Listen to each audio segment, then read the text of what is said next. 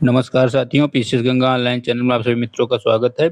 साथियों, आइए आज हम लोग मई महीने मा मई महीने की पूरी करंट अफेयर्स, एक महीने का पूरा करंट अफेयर्स एक वीडियो में देखते हैं और बहुत ही महत्वपूर्ण वीडियो होगा।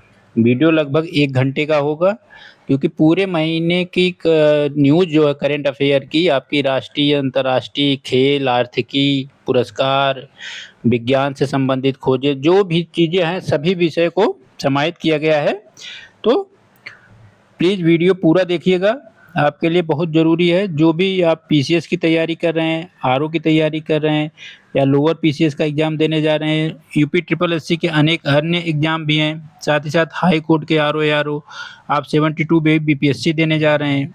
इन सभी एग्ज़ाम के लिए यह मई महीने की करंट बहुत इम्पॉर्टेंट है। यहाँ से कम विश्वास के साथ कर रहा हूँ, 4 से 5 क्वेश्चन आपके पक्का आएंगे, क्योंकि कुछ ऐसे घटनाक्रम हैं जो बहुत चर्चित हैं। ठीक, तो 1 घंटे में अगर आपका 3 से 4 या 5 क्वेश्चन आपका तैयार हो जा रहा है तो कोई दिक्कत तो है नहीं। 1 घंटे में अगर 5 क्वेश्चन तैयार हो जाए तो बहुत ज़रूरी है। और आपको पता है कि करंट अफेयर्स की पीसीएस में 30 क्वेश्चन कम से कम आते हैं। पीसीएस में 30 क्वेश्चन करंट अफेयर्स के आते हैं, आरओ में कम से कम 20 से 25 क्वेश्चन। 72 बीपीएससी देने जा रहे हैं तो वहाँ भी कम से कम 30 क्वेश्चन आते हैं करंट अफेयर्स के।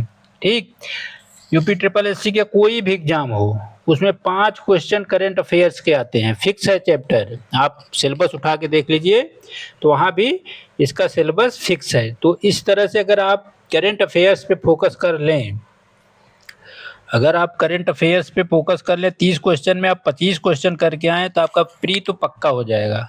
तो एक बार अच्छे से तैयारी कर लीजिए करंट अफेयर्स की। तो ऐसी चीज़ है कि चर्चित रहती है तो भूलता नहीं। आप इतिहास, विज्ञान या भूगोल भूल सकते हैं, लेकिन करंट अफेयर्स नहीं भूलेंगे अगर उसको 1 से 2 बार वीडियो पूरा देख लेंगे तो। साथ ही साथ रिवाइज कर लेंगे, कुछ एमसीक्यू लगा लेंगे। ठीक, चलिए शुरू करते हैं। भारत की सेमीकंडक्टर उद्योग नीति आयोग का एक नया रोड मैप जारी किया गया है। 29 मई 2026 को नीति आयोग ने नीति आयोग के फ्रंटियर टेक हब ने future of India semiconductor industry शीर्षक से एक पहला, देश का पहला व्यापक 10 वर्षीय, कितने वर्षीय, 10 वर्षीय, आपसे पूछ लेगा कि यह रोड मैप कितने वर्षों के लिए है, तो 10 वर्षों का रोड मैप है। यह रोड मैप 2035 तक भारत को उच्च आयात निर्भरता से उबारकर वैश्विक सेमीकंडक्टर उद्योग के एक बहुत प्रमुख शक्ति के रूप में तैयार करने की रूपरेखा है। ठीक, तो जो भारत आयात करता है, अर्थात इस पे निर्भरता समाप्त करना है और मुख्यतः निर्यातकर्ता बनाना है। ठीक, तो कितने वर्षीय नीति है, 10 वर्षीय। किसकी नीति है, तो नीति आयोग की है। ठीक, टारगेट कब है, 2035 तक। आपका कथन 1, कथन 2, कथन 3 की तरह अगर पूछे आईएएस की तरह पीसीएस में, तो आप दुविधा मत रहिएगा, आपका सही हो जाएगा। ठीक, आगे देखें, इसमें विजन क्या है, याद रखिएगा 2035 टारगेट है। किसका विजन है, नीति आयोग का। ठीक, इसमें 5 स्तंभ निर्धारित किए गए हैं। कितने स्तंभ निर्धारित किए गए, 5। अग्रणी frontier R and D, research and development, design IP. ठीक, दीर्घकालिक पूंजी जुटाने के लिए नीति और निवेश को बढ़ावा देना। उन्नत पैकेजिंग, संपूर्ण सेमीकंडक्टर प्रतिभा पिरामिड के स्तर पर लोगों को कुशल बनाना, विश्वसनीय देशों और वैश्विक उद्योगों के साथ साझेदारी करना। ठीक, भारत का लक्ष्य है उन्नत पैकेजिंग और OSAT, outsource semiconductor assembly and test के लिए एक अग्रणी गंतव्य के रूप में स्थापित करना। ठीक, तो इस तरह से इस बहुत चर्चित विषय है आपके लिए।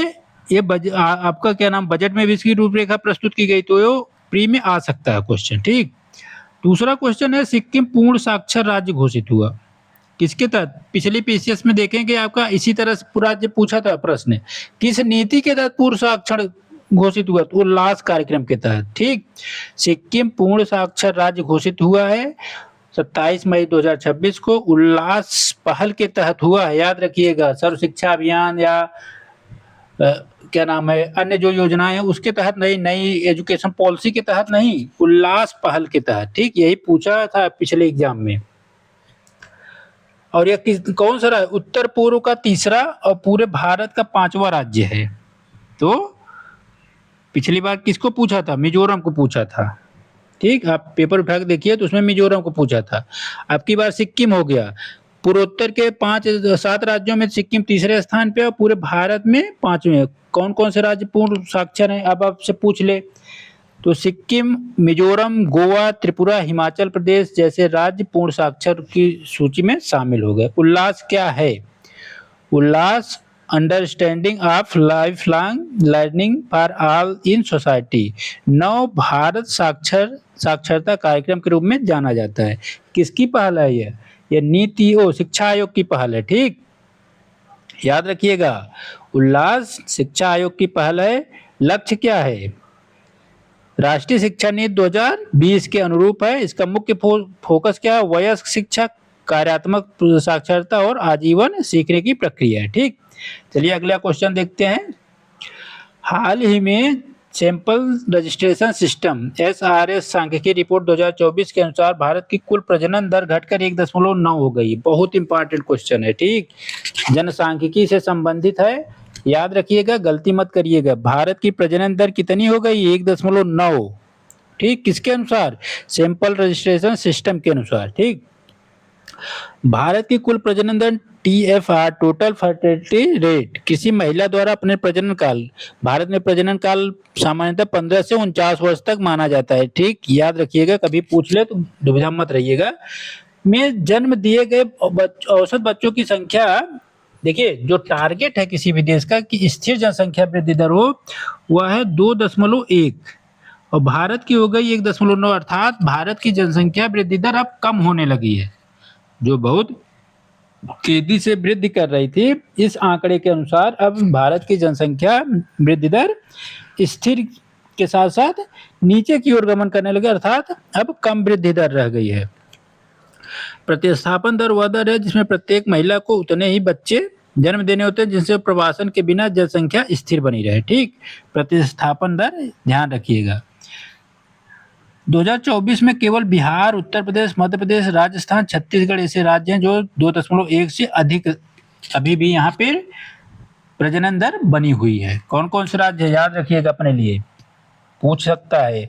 तो बिहार है, उत्तर प्रदेश, मध्य प्रदेश, और राजस्थान, छत्तीसगढ़, मुख्यतः हिंदी भाषी राज्य। ठीक, जहाँ पे 2.1 से अधिक जनसंख्या वृद्धि दर बनी हुई है। ठीक, इनमें सबसे कम किसकी है? दिल्ली की 1.2 हो गई है। दिल्ली में जनसंख्या वृद्धि दर इस आंकड़े के अनुसार 1.2 हो गई। उसके बाद तमिलनाडु, केरल, पश्चिम बंगाल। ठीक, 1985 में भारत की FTR TFR 4.3 थी। ठीक, जो लगभग प्रतिवर्ष 0.06 प्रतिवर्ष की दर से घटती आ रही है, ये आंकड़े के अनुसार।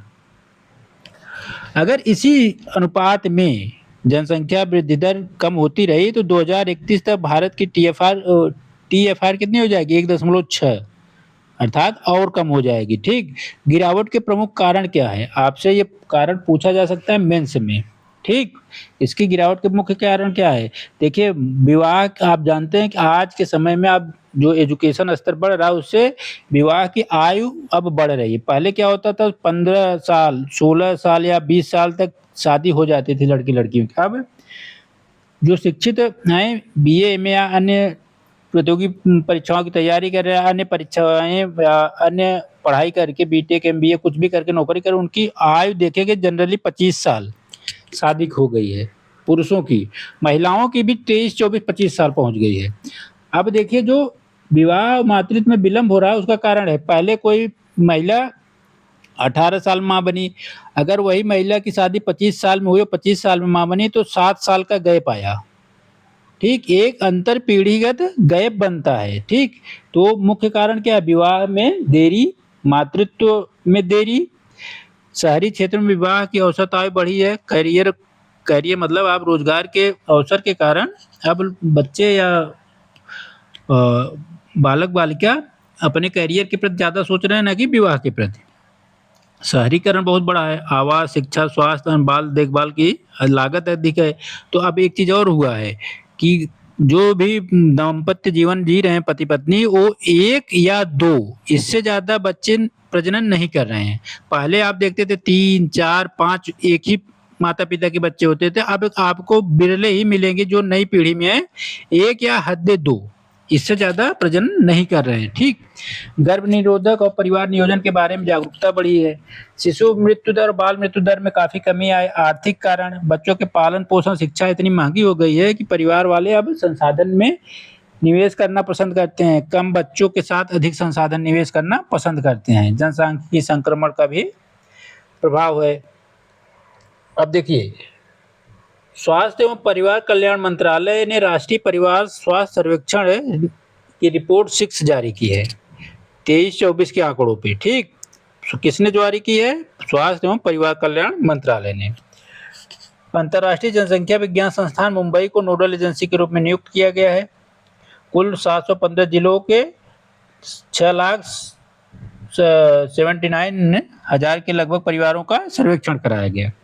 अब इसमें आंकड़े क्या दिए हैं? ये मुख्यतः प्री और मेंस दोनों के लिए जरूरी है चैप्टर ये। मातृ और शिशु स्वास्थ्य सेवाओं में सुधार हुआ है, ठीक? अब देखिए 95.9% ऐसे गर्भवती महिलाएं हैं जिनका प्रसव पूर्व देखभाल प्राथमिक स्वास्थ्य केंद्रों में हो रही है, ठीक? संस्थागत प्रसव भी बढ़ गया है। 90% लोग हॉस्पिटल में प्रेगनेंसी या प्रजनन करा रहे हैं, ठीक? सिजेरियन प्रसव की दर भी बढ़ी है, मतलब ऑपरेशन से बच्चों की जो जन्म होता है। मातृ पोषण में भी काफ़ी सुधार आया है। आयरन, फोलिक एसिड की गोलियां सेवन करने से माताओं में लगभग ये जो अनुपात होता है एनीमिया जैसी समस्याओं का, उसमें सुधार हुआ है। परिवार नियोजन इस आधार पे देखिए कुल प्रजनन दर लगभग 2 स्थिर बनी हुई है, 2.1 से यहाँ भी कम है। गर्भ निरोधक का प्रसार हुआ है, 66 से लेकर 69 तक पहुंच चुका है। बाल टीकाकरण में भी काफ़ी सुधार हुआ है, 83 से 87 पहुंच चुका है, ठीक? तो इस तरह से आप देखेंगे तो काफ़ी चीज़ों में सुधार हुआ है। ये बहुत इंपॉर्टेंट क्वेश्चन है, ये आपके लिए बहुत इंपॉर्टेंट क्वेश्चन है किसी भी एग्जाम में। सिक्किम के हैं स्तुति प्रधान, ठीक? विश्व युवा संसद में भारत का प्रतिनिधित्व के लिए चयनित की गई हैं। मई की न्यूज है, याद रखिएगा, नाम लिख लीजिएगा इनका। ये सिक्किम के हैं स्तुति प्रधान, ठीक? विश्व युवा संसद में भारत का प्रतिनिधित्व करने के लिए चुनी गई हैं, ठीक? सिक्किम की उभरती हुई युवा नेता स्तुति प्रधान को प्रतिष्ठित विश्व युवा संसद में राज्य का प्रतिनिधित्व करने के लिए चयनित किया गया है।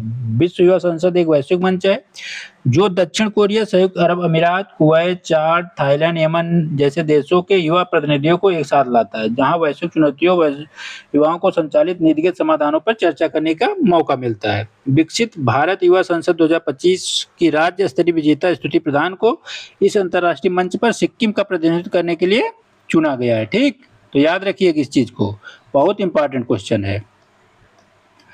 आयकर विभाग ने एक वेबसाइट लॉन्च की है, कर साथी, ठीक? इनकम टैक्स विभाग ने सरल कर दाखिल को करने के लिए कर साथी नामक वेबसाइट लॉन्च की है, जिसके माध्यम से आसानी से 24 घंटे प्रति सप्ताह, 24 × 7 का मतलब होता है 7 दिन गुणित 24, अर्थात आप 24 घंटे प्रति सप्ताह मतलब प्रतिदिन इस सेवा से AI आधारित कर साथी वेबसाइट से आप अपने कर की सुविधाओं या लेन देन को जो भी होता है आपका कर जमा करने की नीतियों पे आप फॉर्म भर सकते हैं, ठीक? ये बहुत इंपॉर्टेंट क्वेश्चन है वनडे एग्जाम और PCS के लिए। राजा रवि वर्मा प्रसिद्ध चित्रकार हैं, ठीक? राजा रवि वर्मा भारत के प्रमुख चित्रकार हैं। इनकी एक प्रतिमा है, मतलब चित्रकारी है, यशोदा और कृष्ण। आप देखेंगे गाय दूते हुए यशोदा माता और कृष्ण चिपके हुए। यह कृति जो है इनकी 167.2 करोड़ में बिकी है। आप समझ सकते हैं इस चित्रकारी का महत्व। कितने में बिकी है? 167.2 करोड़ में। राजा रवि वर्मा की यशोदा और कृष्ण नामक पेंटिंग सैफरन आर्ट नीलामी में 167.2 करोड़ में बिकी है। यह भारत की सबसे महंगी कलाकृतियों में से एक बन गई है। भारत से अभी तक जो कलाकृतियां नीलामी में बोली लगाई गई उसमें सबसे महंगी लगभग यही है। ठीक, अभी जो भी आंकड़े प्राप्त हुए हैं। यह पेंटिंग हिंदू पौराणिक कथाओं, मातृत्व, स्नेह और जीवन यथार्थवादी दर्शन को दर्शाती है। यह बिक्री भारतीय शास्त्रीय कला की बढ़ती वैश्विक पहचान और निवेश को भी दर्शाती है। ठीक, तो याद रखिएगा राजा रवि वर्मा की कलाकृति है। ई से फहर ग्रामीण भारत में 1 मिलियन साइबर सखियों को सशक्त बनाने के लिए साइबर सुरक्षा जागरूकता प्रशिक्षण कार्यक्रम है। सी-डैक हैदराबाद और रिलायंस फाउंडेशन द्वारा यह संचालित किया जा रहा है। दोनों का नाम याद रखिएगा, ई सेफ हर मतलब महिलाओं के लिए होता है। आप अंग्रेजी में ग्रामर पढ़ते हैं तो महिलाओं को सुरक्षित रखने के लिए किससे, साइबर अपराध से एक पहल शुरू की गई सी-डैक हैदराबाद और रिलायंस फाउंडेशन द्वारा। साइबर सुरक्षा जागरूकता कार्यक्रम है जिसका उद्देश्य पूरे भारत में 10 लाख ग्रामीण महिलाओं को सुरक्षित डिजिटल रूप से प्रशिक्षित करना है। ठीक, तो याद रखिएगा 2 चीजें, ई सेफ हर महिलाओं से संबंधित है, साइबर सुरक्षा से संबंधित है, और सी-डैक हैदराबाद और रिलायंस फाउंडेशन के द्वारा संचालित किया जा रहा है, तो इसको ध्यान में रखिएगा। गुजरात दूसरा राज्य है जो यूसीसी विधेयक पारित करने वाला राज्य बना है। ठीक, पहला राज्य आप लोग कमेंट में बताइएगा, पहला राज्य कौन सा बना था यूसीसी विधेयक पारित करने वाला, आप लोग कमेंट बताइएगा। दूसरा बना है गुजरात। ठीक, Gujarat assembly pass the uniform civil code UCC bill the majority voice. ठीक, तो ये ध्यान रखिएगा। एक और गुजरात से संबंधित बहुत न्यूज है, यह भारत की धुलेरा में भारत का पहला चिप निर्माण संयंत्र अधिसूचित किया गया कि यहाँ पे सेमीकंडक्टर सेक्टर की बड़ी बढ़त होगी, अर्थात भारत में पहला चिप निर्माण केंद्र स्थापित कहाँ किया जा रहा है, गुजरात के धुलेरा में। ठीक, कहाँ पे, गुजरात के धुलेरा में भारत का पहला, याद रखिएगा गुजरात का पहला नहीं भारत का भी है, गुजरात तो है ही। और यह सेज नीति के तहत संचालित किया जा रहा है, चालू किया जा रहा है। ठीक, तो धुलेरा याद रखिएगा, गुजरात के धुलेरा में स्थापित किया जाएगा। सरकार ने Tata semiconductor manufacturing private limited द्वारा एक नए विशेष आर्थिक क्षेत्र को अधिसूचित किया है। इसका focus electronic hardware, software, IT, ITS पर होगा। ठीक, बाकी चीजें देख लीजिएगा, इसको याद रखिएगा। विशेष आर्थिक क्षेत्र क्या होता है इसको आप लोग कमेंट में बताइएगा, जो लोग अच्छे से समझ रहे हैं। इसरो ने अंतरिक्ष उड़ान तैयारी के लिए लेह में मिशन मित्रा लॉन्च किया, याद रखिएगा सूची में लेह याद रखिएगा। इसरो ने कहाँ लॉन्च शुरुआत की इसकी, लेह में। भारतीय अंतरिक्ष अनुसंधान संगठन ने लेह लद्दाख में मिशन मित्रा शुरू किया है, जिसका उद्देश्य अत्यधिक परिस्थितियों में अंतरिक्ष यात्रियों के व्यवहार का अध्ययन करना। यह भारत के गगनयान कार्यक्रम के तहत मानव अंतरिक्ष उड़ान की महत्वाकांक्षी परियोजनाओं को समर्थन देता है। ठीक, 2 से 9 अप्रैल 2026 के दौरान 3500 मीटर की ऊंचाई में लेह में मिशन मित्रा शुरू किया गया। आपसे पूछ सकता है कि यह मिशन कहाँ शुरू किया गया, तो आप दुविधा मत पड़िएगा कि आप बेंगलुरु या दक्षिण भारत के किसी सेंटर को याद कर लीजिए, क्योंकि आपको दिमाग में रहता है कि इसरो दक्षिण में स्थित है, दक्षिण में ही करेगा। यह लेह लद्दाख में शुरू किया है, तो ठीक, इसको आप ध्यान में रखिएगा। अंतर्राष्ट्रीय अंतरिक्ष यान मिशन संचालन सम्मेलन, क्या SMOPS 2026 अंतर्राष्ट्रीय अंतरिक्ष यान मिशन संचालन सम्मेलन कहाँ हुआ, बंगलुरु में।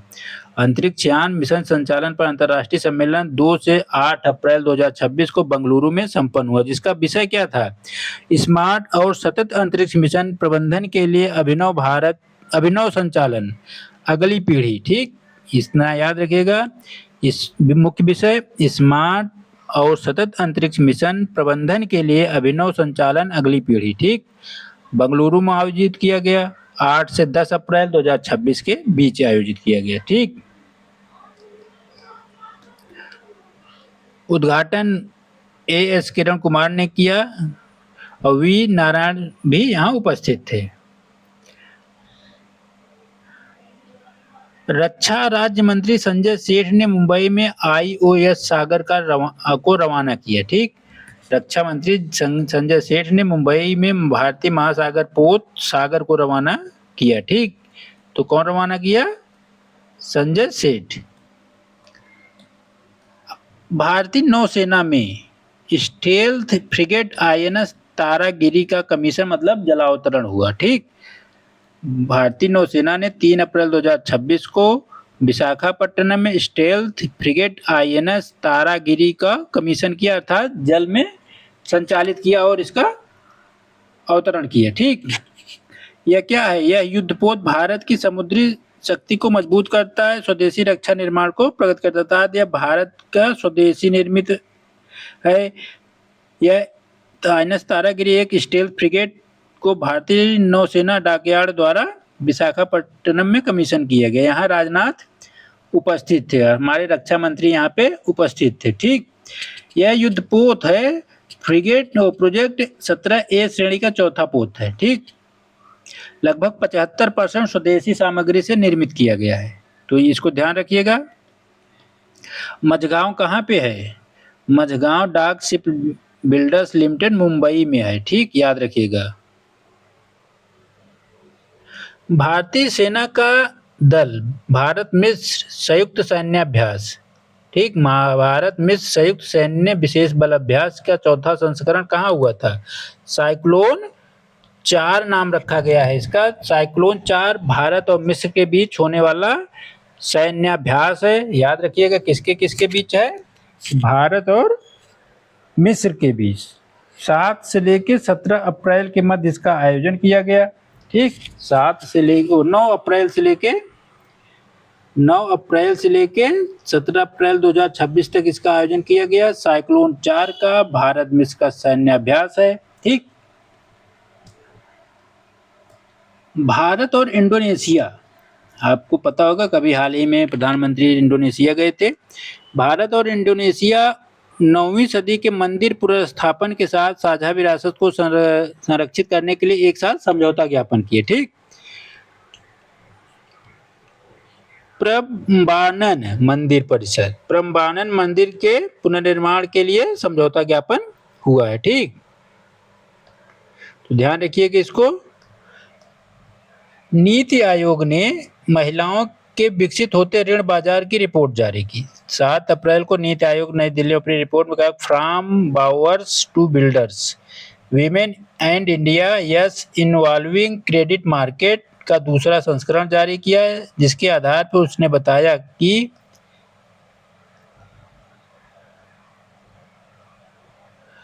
महिला उधारकर्ताओं की संख्या धीरे धीरे बढ़ रही है, अर्थात बैंकों से महिला ऋण लेने की दर में काफी बढ़ोतरी हो रही है। ठीक, मेन फोकस यही है।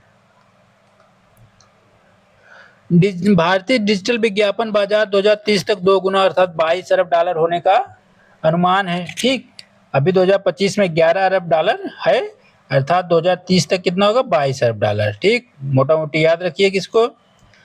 IMF रिपोर्ट है एक, याद रखिएगा। IMF वर्ल्ड क्या नाम है, वर्ल्ड बैंक की एक सहायक संस्था के रूप में, मतलब सहकारी संस्था के रूप में या सहयोगी संस्थान के रूप में कार्य करता है। IMF और विश्व बैंक की स्थापना एक साथ की गई थी। तो 2025-26 में भारत की GDP पर एक अनुमान दिया है 6ठे स्थान पे। उसका कहना है कि भारत जो 4थे स्थान पे पहुंच गया था, अब वह 6ठे स्थान पे हो गया है। ठीक, तो इसकी रिपोर्ट क्या है? World economic outlook. PCS में आप देख लीजिएगा, 3-4 बार पूछा गया है। मेरी जानकारी में जहाँ तक वर्ल्ड इकोनॉमिक आउटलुक कौन जारी करता है, ऐसे प्रश्न करके कई बार पूछा गया है। तो यह जारी करता IMF। ठीक, इंटरनेशनल मॉनेटरी फंड।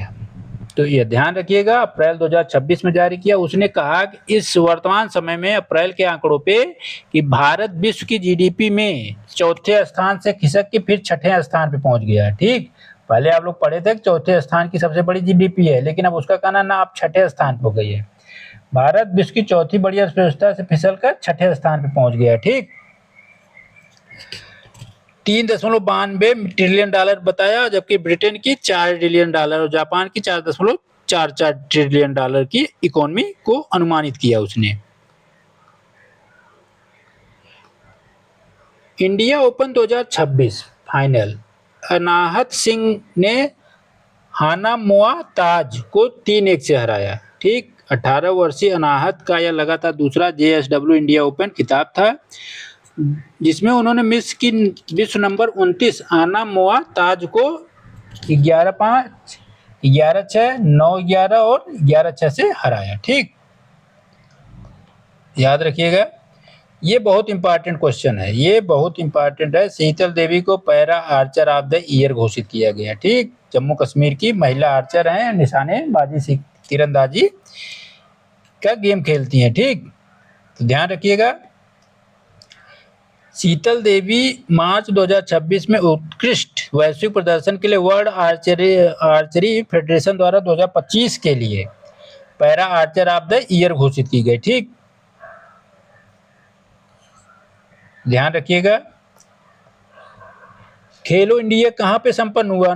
जनजाति खेल छत्तीसगढ़ में। खेलो इंडिया जनजाति खेल कहाँ आयोजित हुआ? छत्तीसगढ़ में। ध्यान रखिएगा, छत्तीसगढ़ के रायपुर में हुआ 3 अप्रैल को। ध्यान रखिएगा, 25 मार्च से 3 अप्रैल तक यह चला खेल आयोजन।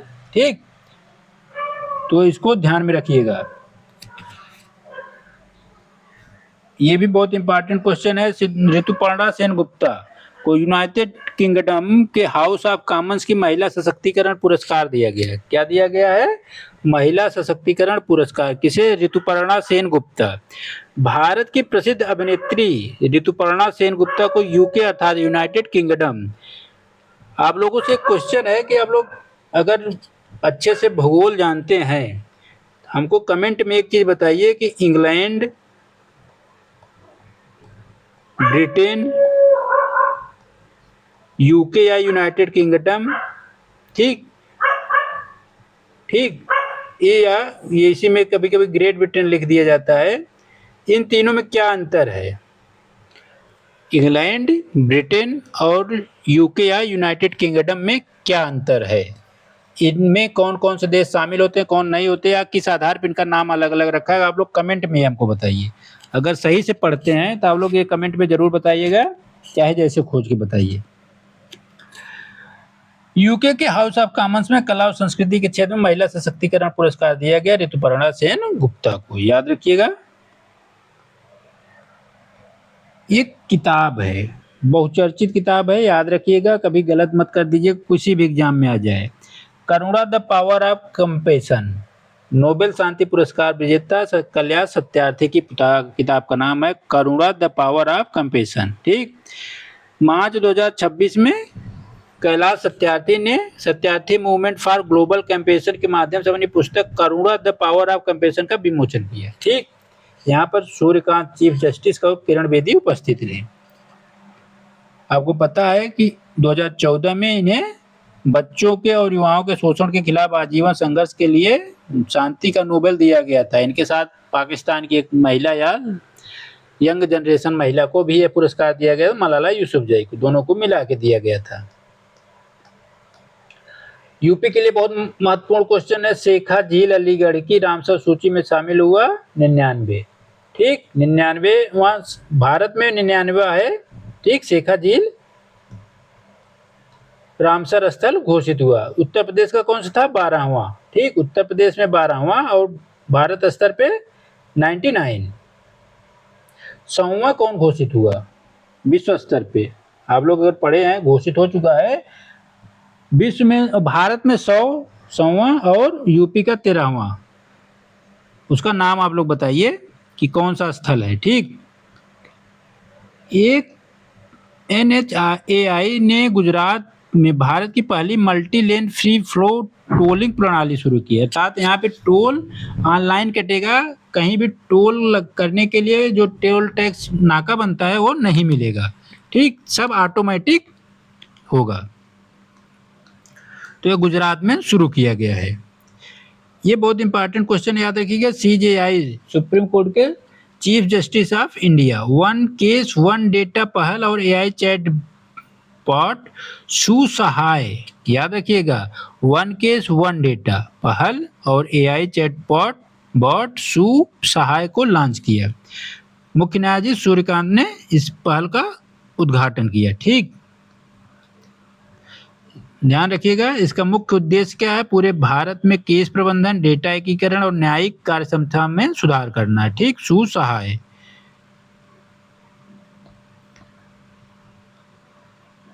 भारत में नवीकरणीय ऊर्जा उत्पादन में लगातार वृद्धि हो रही है। भारत ने 2025 में रिकॉर्ड 44 गीगावाट सौर प्लेट से विद्युत उत्पादन किया है। कितना? 44 गीगावाट। ठीक, देश की कुल स्थापित सौर क्षमता लगभग 150 गीगावाट पहुंच चुकी है। मार्च 2026 के आंकड़ों तक भारत की कुल सौर क्षमता 150.2 गीगावाट ऐसी हो गई है, जिससे भारत विश्व का तीसरा सबसे बड़ा सौर उत्पादक देश बन गया है। तो पहला और दूसरा कमेंट में बताइए आप लोग, विश्व में पहले स्थान पे सौर उत्पादन में कौन सा देश है और दूसरे स्थान पे कौन सा देश है? तीसरे स्थान पे कौन सा हो गया? भारत। तो पहले दूसरे का कमेंट में आप लोग बताइए खोज के।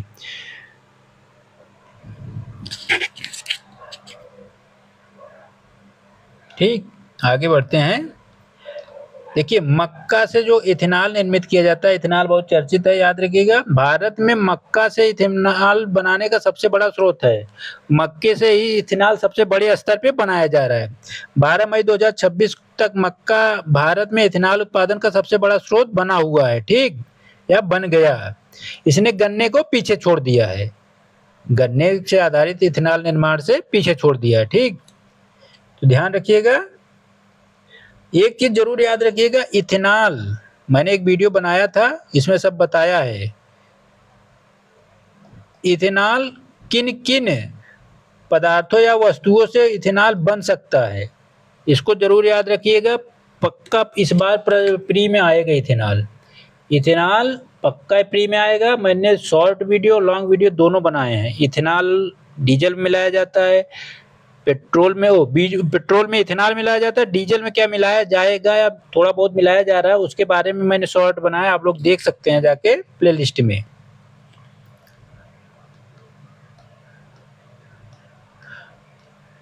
अब देखिए, ये बहुत इंपॉर्टेंट क्वेश्चन है, याद रखिए। संसद ने सुप्रीम कोर्ट में न्यायाधीशों की संख्या बढ़ाकर 37 की। 37 तो न्यायाधीश हैं प्लस एक मुख्य न्यायाधीश, अर्थात कुल 38 न्यायाधीश अब हैं सुप्रीम कोर्ट में। याद रखिएगा, सुप्रीम कोर्ट में न्यायाधीशों की संख्या कितनी हो गई है? 38। 37 प्लस 1। ठीक, तो भूलिएगा नहीं, अब 38 हो गई है। 124 के तहत सुप्रीम कोर्ट का गठन का प्रावधान किया गया है। ठीक, पहले मुख्य न्यायाधीश कौन थे? एच.जे. कानिया। सुप्रीम कोर्ट के पहले मुख्य न्यायाधीश कौन थे? भारतीय, एच.जे. कानिया। याद रखिएगा, वर्तमान में सूर्यकांत हैं। ऑपरेशन रेड पिल क्या है? भारत ने अंतर्राष्ट्रीय कैप्टागॉन नेटवर्क के खिलाफ ऑपरेशन रेड पिल शुरू किया है। भारतीय नारकोटिक्स कंट्रोल ब्यूरो ने 16 मई 2026 को एक अंतर्राष्ट्रीय कैप्टागॉन तस्करी गिरोह के खिलाफ ऑपरेशन रेड पिल शुरू किया है। ठीक, तो अब आपको पता होना चाहिए कि कैप्टागॉन क्या है। ठीक, इसके बारे में जरूर याद रखिएगा। ये एक पाउडर होता है, कैप्टागॉन टेबलेट, और एक पाउडर जब्त किया है। कैप्टागॉन को फेनेटिलीन एम्फेटामिन से जुड़ी एक सिंथेटिक साइको स्टिमुलेटिंग ड्रग्स के रूप में पहचाना गया है। यह पश्चिम एशिया, मध्य पूर्व में व्यापक दुरुपयोग में आती है। तो क्या है? ड्रग्स के रूप में है, जो उत्तेजक दवाओं के रूप में या नशे के रूप में यूज की जाती है। अब देखिए, अभी तो हमारे यहाँ इथेनॉल E20 चल रहा है, तो इतना विवाद हो रहा है, लेकिन भारत सरकार E30 पे भी काम कर रही है। ठीक, 18 मई 2026 को राजपत्र अधिसूचना के अनुसार E30 इथेनॉल मिश्रित पेट्रोल के लिए नए पेट्रोल मानकों को अनुसूचित किया गया है। भारतीय मानक ब्यूरो ने E22, E25, E27, E13 petrol मिश्रण के विनिर्देश जारी किए, अर्थात E20 और E30 को क्रमशः लागू किया जाए। E20 में अगर 1 लीटर पेट्रोल है तो उसमें 20% इथेनॉल मिला हुआ है। E30 मतलब 30% मिला हुआ है। ठीक, ये नए मानक 15 मई 2026 को प्रभावी हुए हैं। ठीक, याद रखिएगा।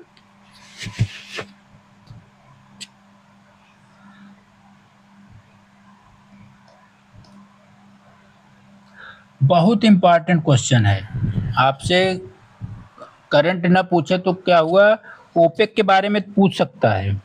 ठीक, ओपेक को याद कर लीजिएगा बहुत अच्छे से। आईएएस में यूरोपीय संघ पूछ लिया था, आप लोगों ने पेपर देखा होगा। यूरोपीय संघ क्यों पूछा? यूरोपीय संघ गणतंत्र दिवस परेड के मुख्य अतिथि थे और यूरोपीय संघ के साथ भारत ने सबसे बड़ा व्यापारिक आर्थिक समझौता किया है। ठीक, इसलिए चर्चा में था, तो वहां से क्वेश्चन पूछ लिया। चर्चा में है ओपेक। ठीक, ओपेक, ओपेक प्लस से बाहर कौन हुआ? संयुक्त अरब अमीरात, UAE. UAE OPEC, OPEC plus संगठन से अलग हो गया है। 1 मई 2026 को ओपेक और ओपेक प्लस से बाहर हो गया है, याद रखिएगा। यह 6 दशक पुरानी सदस्यता को उसने समाप्त कर दिया है।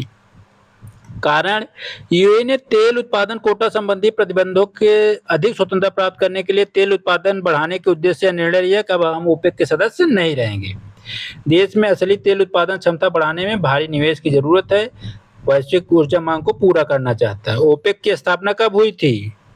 1960 में। पहला क्वेश्चन याद रखिएगा। पहले अलग कौन हुआ? एक क्वेश्चन, यूएई।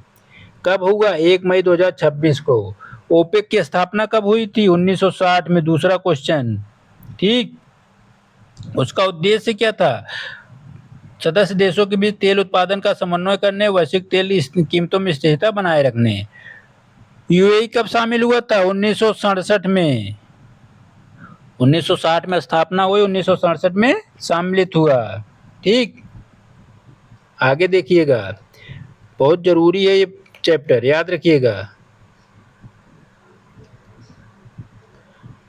ये एक चीज और आप लोग लिख लीजिएगा खोज के, या कमेंट बताइएगा कि ओपेक में कितने संगठन देश हैं, सदस्य देश कितने हैं इसमें, ये आप कमेंट बताइए। ठीक, बहुत जरूरी है, सदस्य देशों का नाम याद कर लीजिएगा।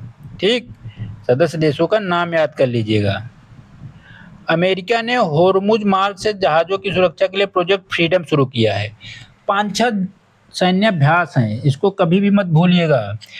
प्रोजेक्ट फ्रीडम कौन शुरू किया है? अमेरिका ने। डोनाल्ड ट्रंप तो पूछेगा नहीं, अमेरिका पूछेगा, याद रखिएगा। अमेरिका ने प्रोजेक्ट फ्रीडम शुरू किया है जहाजों की सुरक्षा के लिए। कहाँ? होर्मुज मार्ग या जल संधि पे। ठीक, इसको याद रखिएगा।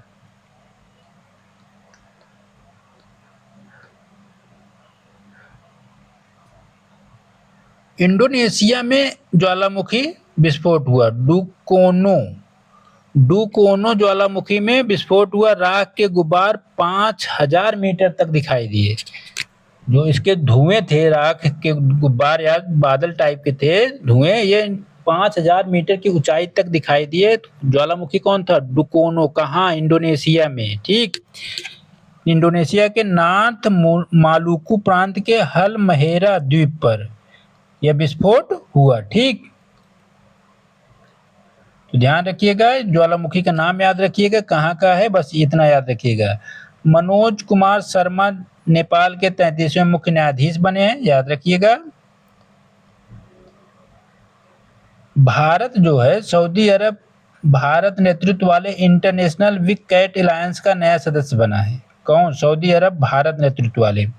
सऊदी अरब आधिकारिक रूप से इंटरनेशनल बिग कैट अलायंस का नया सदस्य बना, जो भारत द्वारा शुरू की गई वैश्विक पहल है। ठीक, इसमें 7 प्रजातियों बाघ, शेर, तेंदुआ, हिम तेंदुआ, चीता, जगुआर, प्यूमा का संरक्षण और सुरक्षा करना है। ठीक, यह है वन्य जीव संरक्षण, आवास सुरक्षा, शिकार रोधी अभियानों, अनुसंधान, सतत पारिस्थितिकी तंत्र प्रबंधन में अंतर्राष्ट्रीय सहयोग को मजबूत करने के लिए शुरू किया गया है। ठीक, इसका मुख्यालय कहाँ है? भारत में है।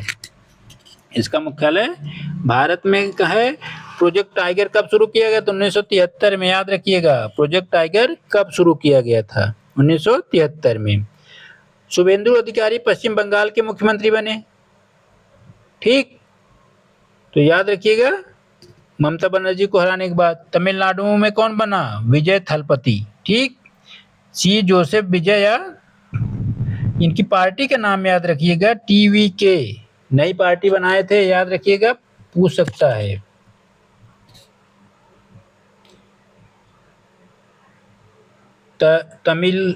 तमिलगा वेंट्री कणगम, ठीक, इनकी पार्टी का नाम है, नई पार्टी है तो पूछ सकता है।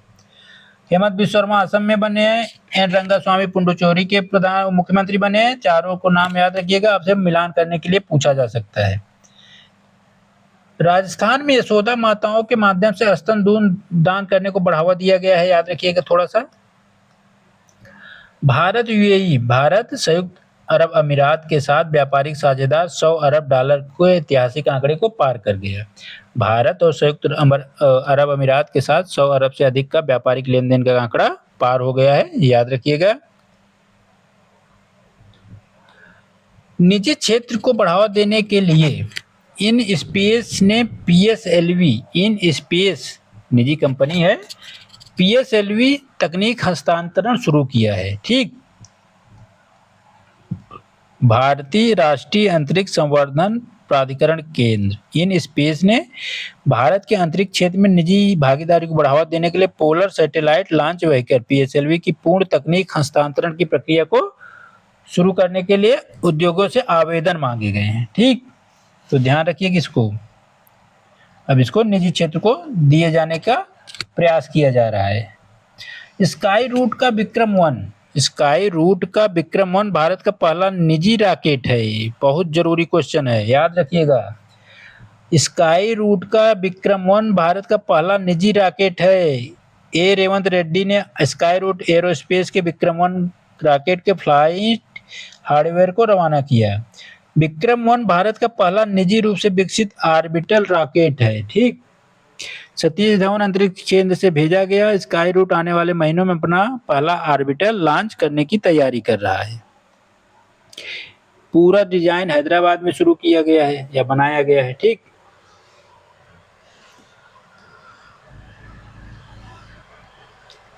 WHO ने शिशुओं के लिए पहली मलेरिया की दवा, याद रखिएगा बहुत जरूरी है।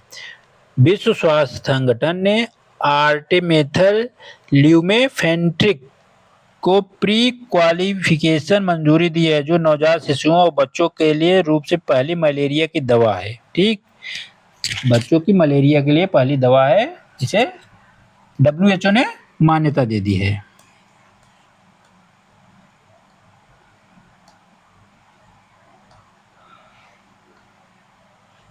मलेरिया किससे होता है, इसका वाहक क्या है, आप लोग कमेंट में बताइएगा। इसका वाहक क्या होता है मलेरिया का, मलेरिया का कारक क्या है, इसको आप लोग अगर जानते हैं तो कमेंट में जरूर बताइए। भारतीय स्पेस स्टार्टअप गैलेक्सी आई ने मिशन दृष्टि लॉन्च किया है। आज के समय में कई कंपनियां ऐसी हैं निजी क्षेत्र की जो टेक्नोलॉजी के क्षेत्र में काम कर रहे हैं, तो याद रखिएगा प्रश्न पूछा जा सकता है, पूछा भी है। तो भारतीय स्पेस स्टार्टअप गैलेक्सी आई ने मिशन दृष्टि लॉन्च किया है। मिशन दृष्टि किसका है, गैलेक्सी आई मिशन दृष्टि किसका है, भारतीय स्पेस स्टार्टअप।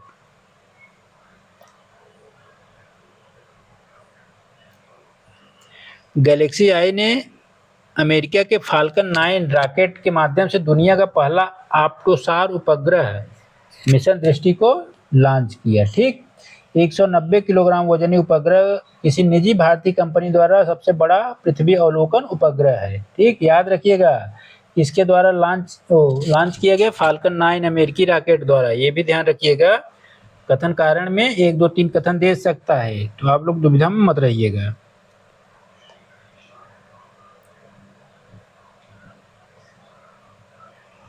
स्वीडन भारत के शुक्र ग्रह ऑर्बिटर मिशन शुक्रयान में सदस्य बना है, शामिल हुआ है। याद रखिएगा क्या, स्वीडन वैज्ञानिक सहयोग समझौते के तहत भारत के शुक्र ग्रह ऑर्बिटर मिशन, जिसे शुक्रयान कहा जा रहा है, में शामिल हुआ है। तो आपसे पूछ सकता है विश्व का कौन सा देश आप भारत के शुक्रयान अंतरिक्ष यान जो है, जो उपग्रह भेजा जाएगा सैटेलाइट, उसमें सदस्य के रूप में या सहयोगी संस्था के रूप में या सहयोगी देश के रूप में शामिल हुआ है। तो इसको याद रखिएगा, भूलिएगा नहीं।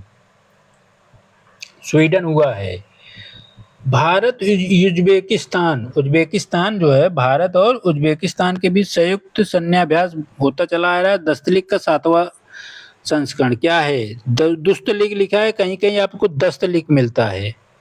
ठीक, तो दुविधा मत रहिएगा, दोनों एक ही चीज है। ठीक, यह उज्बेकिस्तान के नमंगम में संपन्न हुआ। ठीक, इसको ध्यान रखिएगा, दोनों देशों का नाम और 7वां संस्करण, और कहाँ पे आयोजन हुआ? तो उज्बेकिस्तान के नमंगम में आयोजित है। नमंगन में आयोजित। ठीक,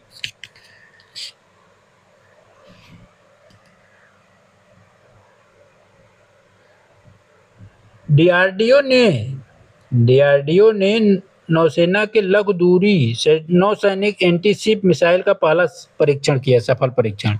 डीआरडीओ भारतीय नौसेना ने बंगाल की खाड़ी के उड़ीसा तट के पास नौसैनिक एंटी-शिप मिसाइल शॉर्ट रेंज का सफल परीक्षण, सल्वो परीक्षण किया। ठीक, क्या किया? सल्वो परीक्षण किया। परीक्षण के दौरान एक ही नौसैनिक हेलीकॉप्टर प्लेटफॉर्म से कम समय अंतराल पर 2 NASMSR मिसाइलें दांगी। ठीक, मिसाइल ने सफलतापूर्वक जल रेखा लक्ष्य भेदन क्षमता, उन्नत सल्वो लॉन्च क्षमता का प्रदर्शन किया। ठीक, इसको याद रखिएगा। भारत की लंबी दूरी की एंटी-शिप हाइपरसोनिक मिसाइल परीक्षण के करीब पहुंची। डीआरडीओ की पहल है। रक्षा अनुसंधान विकास संगठन डीआरडीओ ने लंबी दूरी की एंटी-शिप मिसाइल LRASHM कार्यक्रम को आगे बढ़ा रहा है, जिससे प्रारंभिक परीक्षण जल्द होने की उम्मीद है। भारत में लंबी दूरी की हाइपरसोनिक एंटी-शिप मिसाइल का परीक्षण किया गया उड़ीसा के तट से। ठीक,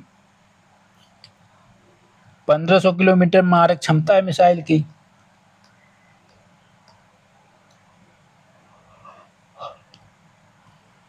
डीआरडीओ ने हैदराबाद में लंबी दूरी की स्क्रैमजेट कंबस्टर का परीक्षण किया। ठीक, डीआरडीओ रक्षा अनुसंधान विकास संगठन ने हैदराबाद में अपने actively cooled full scale scramjet combustor का लंबी अवधि वाला सफल परीक्षण किया। ठीक, इसको याद रखिएगा।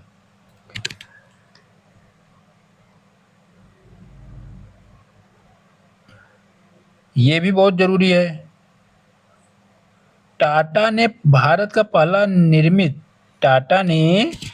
पहला भारत में निर्मित C-295 विमान पेश किया। ठीक, C-295 मॉडल नंबर है, याद रखिएगा। इसकी मुख्य विशेषता है, भारत के गुजरात के वडोदरा स्थित टाटा एयर बस, कहाँ? टाटा एयर बस में सुविधा केंद्र में पहले निजी क्षेत्र में निर्मित सैन्य विमान एयरबस C-295 रोल आउट के साथ रक्षा क्षेत्र में बड़ी उपलब्धि हासिल की है। ठीक, तो ध्यान रखिएगा, ये टाटा एयरबस द्वारा शुरू किया गया है। ये भी बहुत इंपॉर्टेंट है तकनीकी क्षेत्र में। डीआरडीओ और भारतीय वायुसेना ने तारा ग्लाइड हथियार का पहला सफल परीक्षण किया।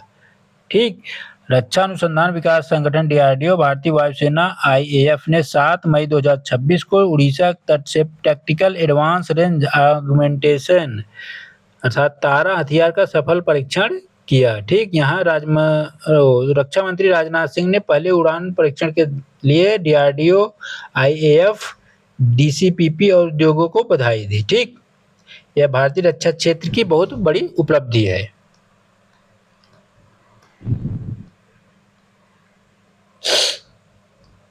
डीआरडीओ ने स्वदेशी ULPGM-V3 मिसाइल प्रणाली का परीक्षण किया। किसने किया? रक्षा अनुसंधान विकास संगठन डीआरडीओ ने स्वदेशी ULPGM-V3 मिसाइल का सफल परीक्षण किया। भारत की सटीक प्रहार और रक्षा क्षमताओं को मजबूती प्रदान करेगा। ठीक, मेघालय में प्रगति 2026 बहुराष्ट्रीय सैन्य अभ्यास शुरू हुआ। प्रगति 2026 का आयोजन 30 मई 2026 को उमरोई सैन्य स्टेशन पर शुरू हुआ, जिसमें भूटान, नेपाल, श्रीलंका, मालदीव, वियतनाम, फिलीपींस जैसे 12 सदस्य देश साझेदार देश की सेना बल यहाँ पे अपना प्रदर्शन करेगी, अर्थात इस सैन्याभ्यास में भाग लेगी। ठीक, कुल 12 सदस्य देश हैं। अशोक लाहिड़ी नीति आयोग के उपाध्यक्ष बने हैं। ठीक, अभी हाल ही में सीईओ कौन बना, आप लोग कमेंट बताइए। अगर आप करंट अफेयर्स अच्छे से पढ़ रहे हैं, 2 से 3 दिन की पहले की न्यूज है, अगर नहीं बताएंगे तो कमेंट में पूछेंगे तो हम बता सकते हैं, उसका उत्तर हम देंगे कि अभी हाल ही में 2 से 3 दिन पहले नीति आयोग का सीईओ कौन बना है, मुख्य कार्यकारी अधिकारी। अशोक लाहिड़ी क्या हुए हैं, उपाध्यक्ष। ठीक, अशोक लाहिड़ी नीति आयोग के उपाध्यक्ष नियुक्त किए हैं। अध्यक्ष कौन होता है, प्रधानमंत्री। ठीक, गोवर्धन दास को, वैज्ञानिक हैं, गोवर्धन दास को नीति आयोग का सदस्य बनाए जाने की पूरी उम्मीद है। ठीक, गोवर्धन दास भारतीय विज्ञान शिक्षा अनुसंधान संस्थान भोपाल में निदेशक के रूप में कार्य कर रहे हैं। नीति आयोग की स्थापना 2015 में हुई थी, योजना आयोग के स्थान पर। ठीक, नीति निर्माण, सहकारी संघवाद और दीर्घकालीन विकास योजनाओं को बढ़ावा देने के लिए शुरू की गई है। सरकार ने लेफ्टिनेंट जनरल एन.एस. राजा सुब्रमणी, कौन, एन.एस. राजा सुब्रमणी को chief of defence staff CDS नियुक्त किया है। ठीक, क्या नियुक्त किया है, सीडीएस। किसे, जनरल एन.एस. राजा सुब्रमणी को CDS, chief of defence staff नियुक्त किया है। बहुत इंपॉर्टेंट क्वेश्चन है, याद रखिएगा, वनडे एग्जाम में बहुत जरूरी है। और वाइस एडमिरल कृष्णा स्वामीनाथन को नौसेना का प्रमुख नियुक्त किया गया, और साथ नौसेना अध्यक्ष कौन है, कृष्णा स्वामीनाथन। याद रखिए, कृष्णा स्वामीनाथन आपके नौसेना अध्यक्ष हैं, नियुक्त किया गया है। ये छोटा है, हाँ, ये बहुत इंपॉर्टेंट क्वेश्चन है। स्क्वाड्रन लीडर सान्या भारतीय वायुसेना की पहली महिला कैट ए फ्लाइंग इंस्ट्रक्टर नियुक्त की गई हैं। कौन, सान्या। वो स्क्वाड्रन लीडर सान्या को भारतीय वायुसेना के प्रतिष्ठित कैट ए क्वालिफाइड फ्लाइंग इंस्ट्रक्टर योग्यता प्राप्त करने वाली पहली भारतीय अधिकारी बनी है, पहली महिला भारतीय अधिकारी बनी है। ठीक, तो इसको ध्यान में रखिएगा, गलत मत करिएगा। सान्या नाम है महिला।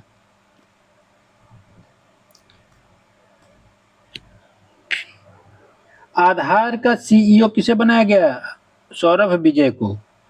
आधार जो है UIDAI का सीईओ किसे बनाया गया, आईएएस अधिकारी सौरभ विजय को। ठीक, सौरभ विजय को 18 मई 2026 को भारतीय विशिष्ट पहचान प्राधिकरण के मुख्य कार्यकारी अधिकारी सीईओ के रूप में नियुक्त किया गया। ठीक, याद रखिएगा।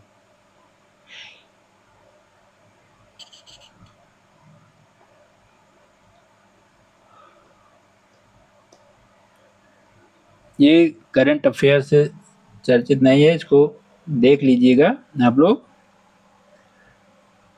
हाँ, ये बहुत इंपॉर्टेंट क्वेश्चन है। सिक्किम बना भारत का पहला पेपरलेस न्यायिक राज्य, पेपरलेस। सूर्यकांत मुख्य न्यायाधीश ने सिक्किम को भारत का पहला पेपरलेस न्यायिक राज्य घोषित किया, अर्थात यहाँ के सारे काम न्यायिक के यहाँ हो गए डिजिटल प्लेटफॉर्म पे। ठीक, यह न्याय प्रणाली को तेज, पारदर्शी और प्रौद्योगिकी आधारित बनाने की दिशा में महत्वपूर्ण कदम है। ठीक, यह विकसित भारत 2037 के अनुरूप भी है। उच्च न्यायालय की स्थापना कब हुई, 1862 में कलकत्ता, बॉम्बे, मद्रास उच्च न्यायालय स्थापित किए गए थे। ठीक, 1862 में। वर्तमान में कुल 25 उच्च न्यायालय हैं, ये भी ध्यान रखिएगा। भारत में वर्तमान कुल कितने उच्च न्यायालय हैं, तो 25, इसको ध्यान में रखिएगा। दिल्ली, जम्मू कश्मीर, लद्दाख जैसे केंद्र शासित प्रदेशों में अपने उच्च न्यायालय हैं। ठीक, उच्च न्यायालय के संबंधित अनुच्छेद 214 से लेकर 231 तक दिए गए हैं, इसको ध्यान रखिएगा। ये भी ध्यान रखिएगा, 24 मार्च 2026 को उत्तर प्रदेश के मुख्यमंत्री योगी आदित्यनाथ ने निवेशकों के अनुभव को सरल बनाने के लिए डिजिटल प्लेटफॉर्म निवेश मित्र 3.0 लॉन्च किया है। निवेश मित्र 3.0 किसने लॉन्च किया, उत्तर प्रदेश सरकार ने। मुख्य उद्देश्य क्या है इसका? डिजिटल प्लेटफॉर्म पर निवेशकों को अनुभव सरल बनाना। ठीक,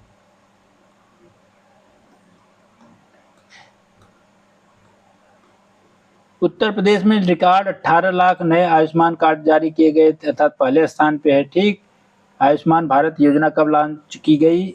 वर्ष आप लोग बताइए, कमेंट में वर्ष बताइए, आयुष्मान भारत योजना कब लॉन्च की गई। ठीक, ग्रामीण इंटरनेट के लिए प्रोजेक्ट गंगा, अगर आपसे पूछ ले प्रोजेक्ट गंगा किससे संबंधित है? प्रोजेक्ट गंगा 9 मार्च 2026 को उत्तर प्रदेश सरकार ने अगले 2-3 वर्षों के लिए 20 लाख से अधिक ग्रामीण घरों में हाई स्पीड इंटरनेट कनेक्टिविटी प्रदान करने के लिए प्रोजेक्ट गंगा लॉन्च किया है। प्रोजेक्ट गंगा क्या है? हाई स्पीड इंटरनेट कनेक्टिविटी ग्रामीण क्षेत्रों में पहुंचाना। कहाँ? ग्रामीण क्षेत्रों में इंटरनेट और दूरसंचार प्रौद्योगिकी को सर्वसुलभ बनाने के लिए प्रोजेक्ट गंगा शुरू किया गया उत्तर प्रदेश सरकार द्वारा। ठीक, याद रखिएगा, गलत मत करिएगा। 7 मार्च 2026 को लखनऊ में रणनीतिक संचार कॉन्क्लेव हुआ। ठीक, रणनीतिक संचार कॉन्क्लेव। ठीक, ये उत्तर प्रदेश के संदर्भ में इम्पॉर्टेंट है, खास करके यूपी ट्रिपल एससी के एग्जाम में। ठीक, कि वाराणसी में 1 घंटे में 2,51,446 पौधे लगाकर गिनीज वर्ल्ड बुक नाम में दर्ज किया गया। गिनीज वर्ल्ड ऑफ रिकॉर्ड में नाम दर्ज कराने के लिए वाराणसी में प्रोजेक्ट या यह पहल शुरू की गई। 1 मार्च 2026 को 2,51,446 पौधे लगाकर रिकॉर्ड बनाया गया। ठीक, चीन का रिकॉर्ड तोड़ा। ठीक,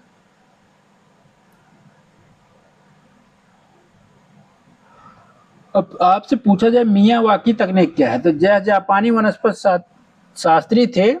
ठीक, जापान के वनस्पति शास्त्री अर्थात पर्यावरणविद थे अकीरा मियावाकी द्वारा विकसित शहरी वनीकरण पद्धति है, जिसमें कम जगह में स्वदेशी पौधे को बहुत करीब लगाकर तीव्र और घने प्राकृतिक जंगल क्रिएट किया जाता है, अर्थात शहरी क्षेत्रों में वन का विस्तार करना। ठीक, यही मियावाकी तकनीक है। उत्तर प्रदेश और जापान कंपनियों के बीच 11,000 करोड़ रुपए के निवेश समझौता हुआ है। ठीक, योगी आदित्यनाथ और जापान की यात्रा के लिए टोक्यो में जब ये जापान गए थे, जापानी कंपनियों के साथ 11,000 करोड़ रुपए के समझौते ज्ञापन पे हस्ताक्षर किए हैं। ठीक, लखनऊ में, राज्य की राजधानी लखनऊ में IBM ने AI government tech innovation centre का उद्घाटन किया।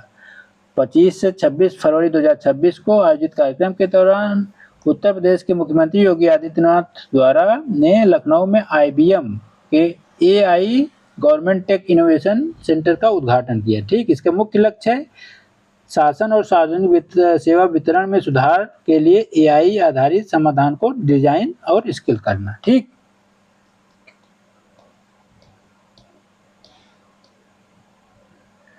मार्च 2026 में उत्तर प्रदेश सरकार ने किसानों को राहत मूल्य देने के लिए आलू का न्यूनतम समर्थन मूल्य कितना निर्धारित किया गया है? तो याद रखिएगा, आलू का समर्थन मूल्य कितना है? 850 प्रति क्विंटल। 850 प्रति क्विंटल।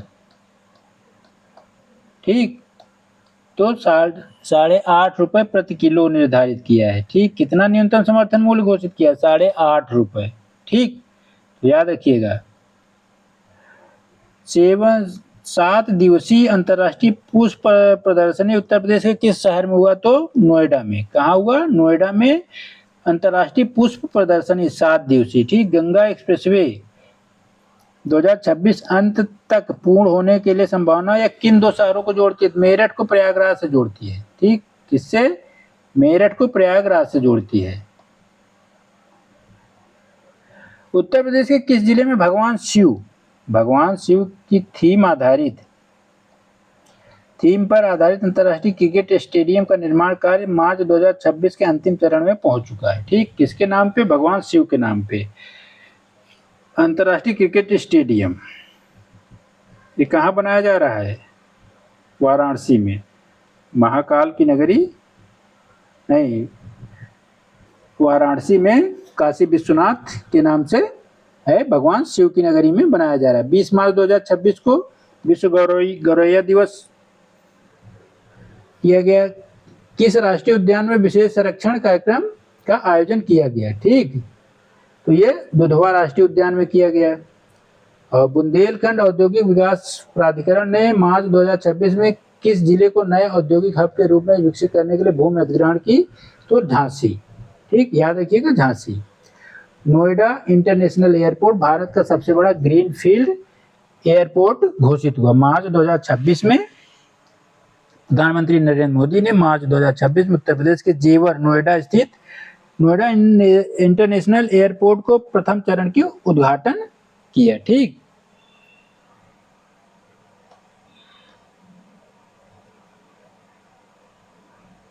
दो 2027 तक 143 गीगावाट होगी भारत की अंतर क्षेत्रीय बिजली पारेषण क्षमता। 18 मार्च 2026 को भारत सरकार ने घोषणा की देश भर में बिजली की सुचारू प्रवाह के लिए अंतर क्षेत्रीय पारेषण क्षमता 2027 के लिए बढ़ाकर 143 गीगावाट की जाएगी। ठीक, वर्तमान में कितनी है? 120 गीगावाट 2025 दिसंबर के आंकड़ों पे। प्रधानमंत्री नरेंद्र मोदी ने 12वें अंतर्राष्ट्रीय योग दिवस का कहाँ शामिल हुए? कोलकाता में। याद रखिएगा 21 जून 2026 को 12वां अंतर्राष्ट्रीय योग दिवस मनाया गया, तो मोदी कोलकाता से इसमें शामिल हुए। ठीक, भारत बिल्ड कॉन 2026 कहाँ शुरू हुआ, संपन्न हुआ? नई दिल्ली में। मुख्य विषय क्या था? One nation one expo. ठीक, अहमदाबाद मेट्रो हो गया। कर्नाटक के मुख्यमंत्री की शपथ लिए हैं DK शिव कुमार। ठीक, यह सिद्धरमैया के स्थान पे बने हैं। 100वां रामसर स्थल आप लोगों को मैंने बोला था, याद रखिएगा। 100वां रामसर स्थल कौन सा है? भारत का 100वां रामसर स्थल जयप्रकाश नारायण पक्षी अभ्यारण्य उत्तर प्रदेश बलिया का है। तो उत्तर प्रदेश का 13वां, भारत का 100वां रामसर स्थल जयप्रकाश नारायण या बलिया में है। ठीक, इसका अन्य नाम क्या है? सुरहा ताल पक्षी अभ्यारण्य जयप्रकाश नारायण के नाम पे रखा गया है। इसका पुराना नाम था सुरहा ताल पक्षी अभ्यारण्य। ठीक, तो याद रखिएगा सुरहा ताल। सिक्किम पेपरलेस न्यायपालिका बनी है। ठीक, याद रखिएगा, बहुत इंपॉर्टेंट है। पहला राज्य है भारत का सिक्किम। जो पहली चीज होती है उसको आप एक कॉपी में जरूर लिख लिया करिए। कभी कभी क्या होता है कि 4-5 क्वेश्चन तो ऐसे ही आते हैं करंट अफेयर जो विश्व में या भारत में पहली बार हुआ है। तो सिक्किम पहला ऐसा राज्य है जो पेपरलेस न्यायपालिका को बढ़ावा दिया। तमिलनाडु के मुख्यमंत्री जोसेफ विजय हैं, विजय थलपति। असम के हेमंत बिस्वा शर्मा। केरल के हैं VD सतीशन। ठीक, VD सतीशन केरल के मुख्यमंत्री है। सर्वोच्च न्यायालय की कुल न्यायाधीशों की संख्या 37 है। याद रखिएगा, इस चीज को समझिएगा, 37 है न्यायाधीश। अब मुख्य न्यायाधीश को ले लेंगे तो 38 हो जाएगा। मैं बता दे रहा हूँ, गलत मत करिएगा इसको कि 37 लिखा मिलता है, 38 हो जाएगा। ठीक, कुल पूछेगा तो, और ज्यादातर कुल ही पूछता है।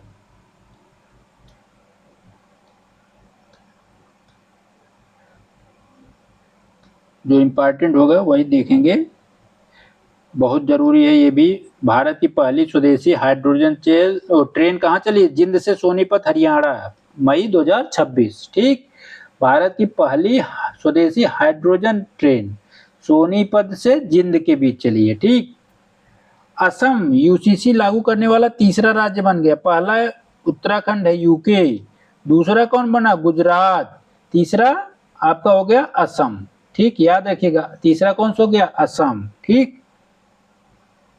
इसको गलत मत करिएगा अगर पूछ ले तो। अब ये प्रश्न पूछा जा सकता है, भारत का पहला AI और डिजिटल जल सम्मेलन 2026 27 मई 2026 कहाँ हुआ? बंगलुरु में। लिख लीजिए इसको, बहुत इंपॉर्टेंट क्वेश्चन है। भारत का पहला AI और डिजिटल जल शिखर सम्मेलन कहाँ हुआ? बंगलुरु में। ठीक, उत्तर क्षेत्र का कृषि सम्मेलन लखनऊ में हुआ। ये टोल फ्री नंबर है 1855। 1855 क्या है? जनगणना 2027 का टोल फ्री नंबर है, आप चाहे तो लिख सकते हैं, पूछा जा सकता है। ठीक, भारत की पहली अल्कलाइन बैटरी निर्माण यूनिट जम्मू में स्थापित की गई है।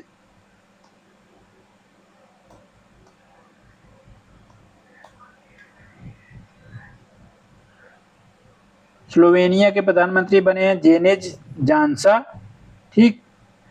सेनेगल के प्रधानमंत्री अहमदो अल अमीनो लो। रिपोर्टर्स विदाउट बॉर्डर द्वारा विश्व प्रेस स्वतंत्रता सूचकांक में भारत को बहुत गंभीर स्थिति में नामित किया गया। क्या? बहुत गंभीर, वेरी सीरियस। ठीक, याद रखिएगा।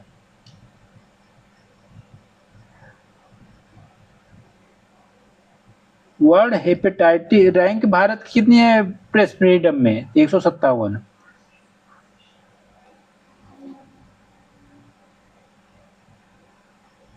विश्व स्वास्थ्य संगठन ने वैश्विक हेपेटाइटिस रिपोर्ट 2026 जारी की है। ठीक, उसका मानना है कि दुनिया भर में हेपेटाइटिस से होने वाली 95% मौतों में मुख्यतः क्या कारण? हेपेटाइटिस बी और सी कारण है। ठीक, कौन? बी और सी। इराक के नए प्रधानमंत्री कौन बने? याद रखिएगा, चर्चित क्षेत्र है इराक। मैंने एक वीडियो बनाया था ईरान, इजराइल और यूक्रेन और रूस के पड़ोसी देशों की, तो याद रखिएगा वहां से प्रश्न पीसीएस पक्का आएगा। बहुचर्चित क्षेत्र है, हमेशा याद रखिएगा। या होर्मुज जल संधि के आसपास कौन कौन से देश स्थित हैं? ठीक, इसको भी पूछा जा सकता है, तो ध्यान रखिएगा इस चीज को। सऊदी अरब इंटरनेशनल बिग कैट अलायंस में शामिल हुआ। मैंने बताया आपको पहले ही कि कौन शामिल हुआ? सऊदी अरब शामिल हुआ है। 79 विश्व स्वास्थ्य सभा जिनेवा में संपन्न हुई है। प्रतिवर्ष वहीं होती है, जिनेवा में ही। संयुक्त अरब अमीरात यूएई ओपेक से अलग हो गया है। ठीक, याद रखिएगा।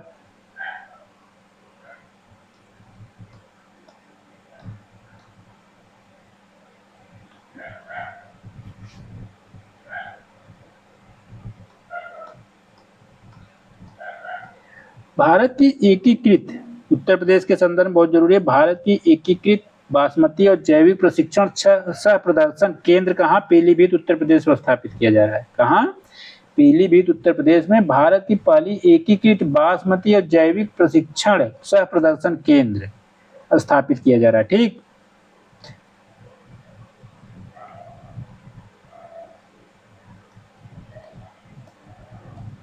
देखिए एसआरएस के आंकड़ों में जन्म दर 2014 में थी 21 प्रति 1000 पे, 2024 में कितना? 18.3 प्रति 1000। ठीक, मृत्यु दर 14 में थी 6.7, 2024 में 6.4, कम हुआ है। ठीक, याद रखिएगा।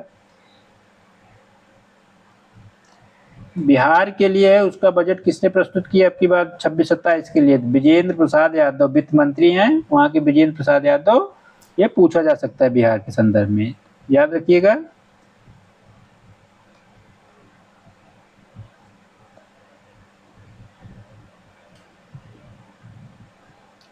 भारत का 7वां क्षेत्रीय मौसम विज्ञान केंद्र कहाँ स्थापित किया गया? भारत का 7वां क्षेत्रीय मौसम विज्ञान केंद्र जम्मू कश्मीर में स्थापित किया गया। ठीक, भारत में E85 ईंधन का आधिकारिक शुभारंभ नई दिल्ली में किया गया। ठीक, शुभारंभ किसने किया? पेट्रोलियम मंत्री हरदीप सिंह पुरी ने। ठीक,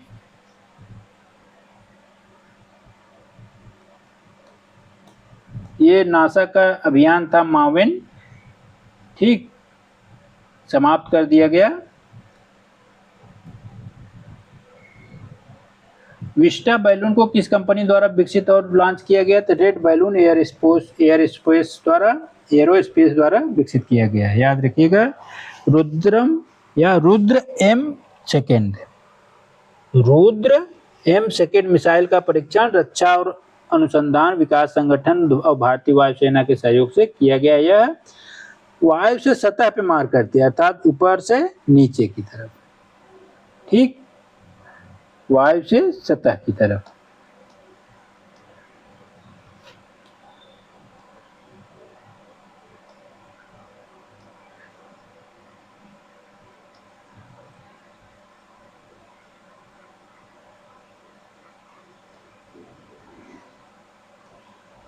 ऑपरेशन लामी तीये, ऑपरेशन लामितीय भारत और सेशल्स के बीच संयुक्त सैन्याभ्यास है, 2026 में हुआ है, याद रखिएगा।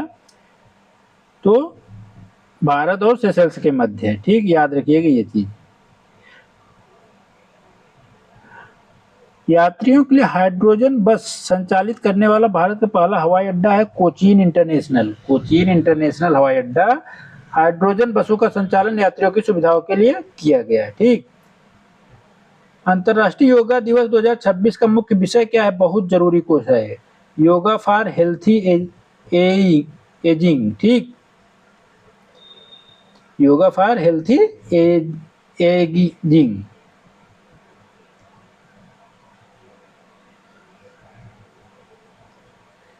सुभाष कश्यप का निधन हो गया। प्रहलाद निहलानी का भी निधन हो गया, ठीक, फिल्म डायरेक्टर।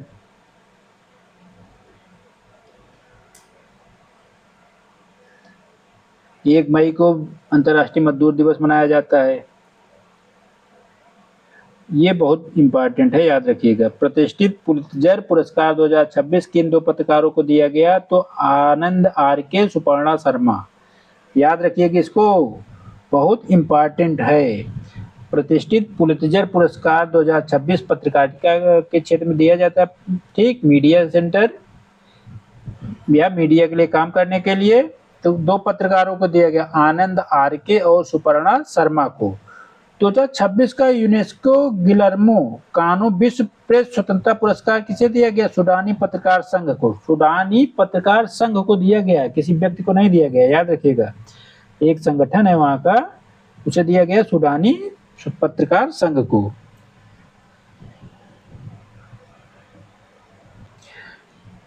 ये फेलो के लिए नहीं इंपॉर्टेंट है उतना।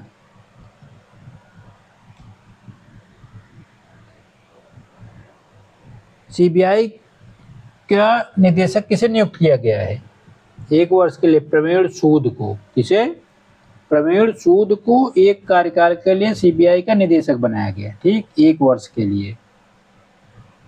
प्रधानमंत्री नरेंद्र मोदी को स्वीडन का सर्वोच्च सम्मान दिया गया, नाम क्या है? Royal order of the polar star commander grand cross. Royal order of the polar star commander grass किसका सम्मान है? स्वीडन का सर्वोच्च राजकीय सम्मान, ठीक। और फिर नॉर्वे ने क्या दिया? Grand cross of the royal Norwegian order of merit, ठीक। ये मई में जब वहां गए थे तब दोनों देशों द्वारा दिया गया।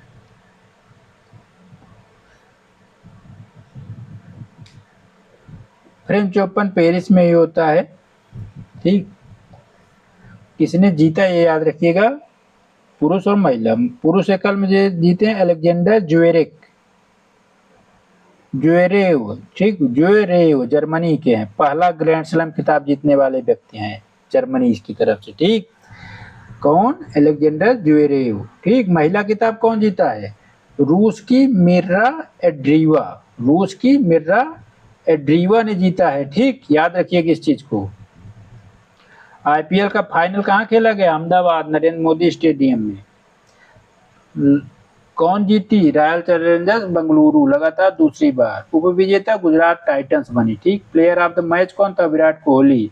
सबसे मूल्यवान खिलाड़ी वैभव सूर्यवंशी। ऑरेंज कैप किसे मिला? वैभव सूर्यवंशी को, 776 रन बनाना, ठीक। पर्पल कैप किसे दिया गया? विकेट के क्षेत्र में पर्पल कैप काचिगो रबाडा को, गुजरात टाइटंस 29 विकेट।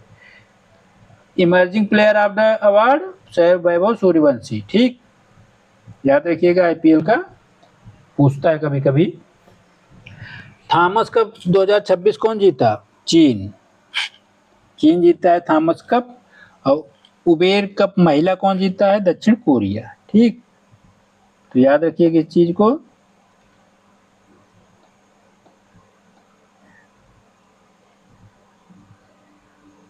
ये तो आपको बताया ही है।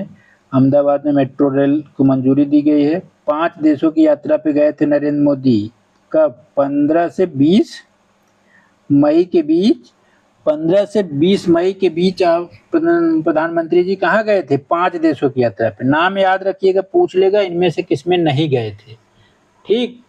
तो संयुक्त अरब अमीरात गए थे, यूएई गए थे, ठीक। फिर वहां से गए थे 4 यूरोपीय देश, नीदरलैंड, स्वीडन, नॉर्वे, इटली, ठीक।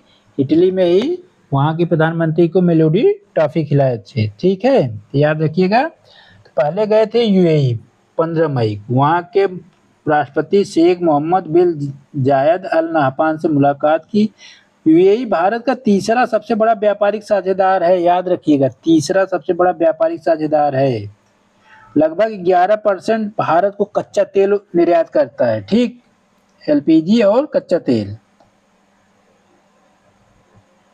दोनों देशों के बीच जब प्रधानमंत्री वहां गए थे तो दोनों देशों के बीच एलपीजी और रणनीतिक तेल भंडार पर भी समझौता ज्ञापन हुआ, ठीक। भारत तेल भंडारण को बढ़ावा देगा और वह तेल यूएई से खरीद सकता है।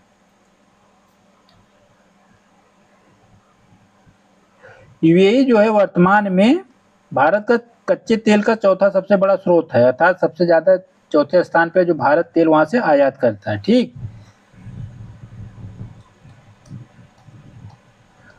उसके बाद नीदरलैंड गए, नीदरलैंड से कलसर बहुउद्देशीय परियोजना पर हस्ताक्षर हुआ, ठीक।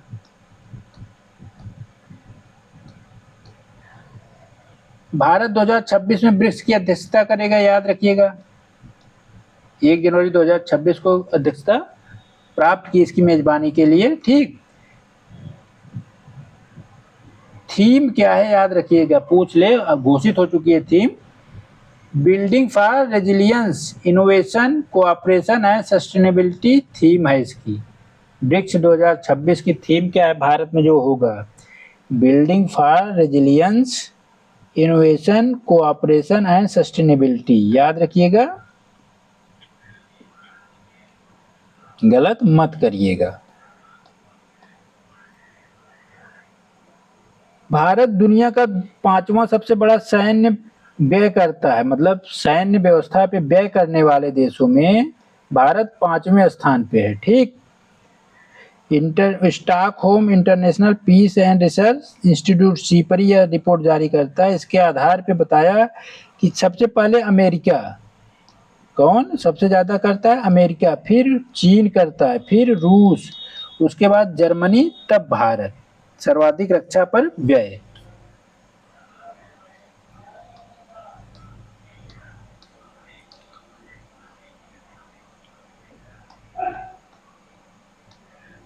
नीति आयोग ने एक पहल शुरू की है, या रोड मैप जारी किया नीति आयोग ने, DPI @2047 विकसित भारत 2047 बनाने का लक्ष्य रखा गया है। तो नीति आयोग ने 27 अप्रैल 2026 को विकसित भारत के लक्ष्य को प्राप्त करने के लिए DPI @2047 रोड मैप जारी किया, ठीक, याद रखिएगा, गलत मत करिएगा। अघनाशिनी नदी जोड़ो परियोजना, अघनाशिनी नदी जोड़ो परियोजना यूनेस्को की चिंता का विषय बना हुआ है, ठीक। तो यह अघनाशिनी वेदावती नदी जोड़ो परियोजना पर विश्व धरोहर संरक्षण मापदंडों के सख्ती से पालन करने का निर्देश दिया गया है, ठीक, याद रखिएगा, चर्चित है। तो आपको याद रखना है अघनाशिनी नदी भारत में कहाँ पे स्थित है, किस राज्य में, किस नदी की सहायक नदी है, ये चीजें आप याद करिए।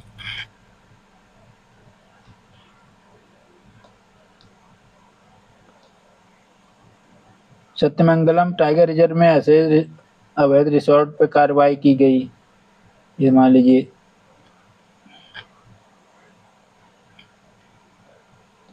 हाँ, तमिलनाडु जो है आपका, तमिलनाडु 2025 में देश का सबसे बड़ा समुद्री मछली उत्पादक राज्य बना, अर्थात सबसे ज्यादा समुद्री मछली उत्पादन में कौन सा है, तमिलनाडु, ठीक। ये नए आंकड़ों के आधार पे है, याद रखिएगा, पूछा जा सकता है। गुजरात को पीछे छोड़ा है, तमिलनाडु 2025 में गुजरात को पीछे छोड़कर भारत का सबसे बड़ा समुद्री मछली उत्पादक, आंतरिक नहीं, समुद्री मछली उत्पादक राज्य बना है, ठीक।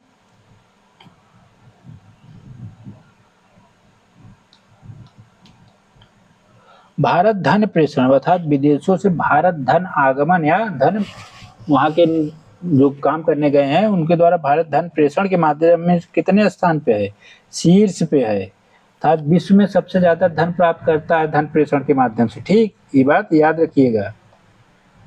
दुनिया का सबसे बड़ा प्रेषण प्राप्तकर्ता देश है। ठीक,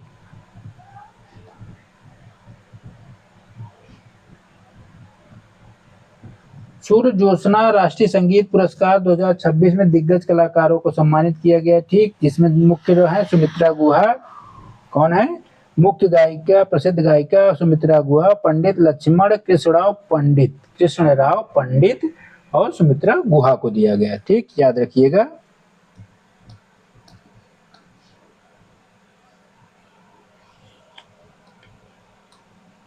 जहाँ प्रधानमंत्री गए थे 5 देशों की यात्रा पे। देखिए, भारत में अपराध कौन जारी करता है रिपोर्ट? एनसीआरबी। ठीक, भारत में राष्ट्रीय अपराध रिकॉर्ड ब्यूरो अपराध संबंधी आंकड़े प्रतिवर्ष के जारी करती है। उसके आधार पर माना गया है कि अपराधों में कोई खास कमी नहीं आई, बल्कि अपराध बढ़ ही रहे हैं। ठीक, खास करके साइबर अपराध बहुत तेजी से बढ़ रहे हैं। ठीक,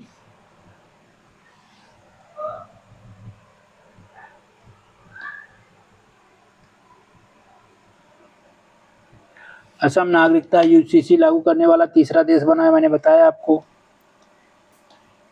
भारत में स्कूली शिक्षा प्रणाली नीति आयोग की रिपोर्ट जारी की है। ठीक, नए शिक्षा मॉडल के आधार पे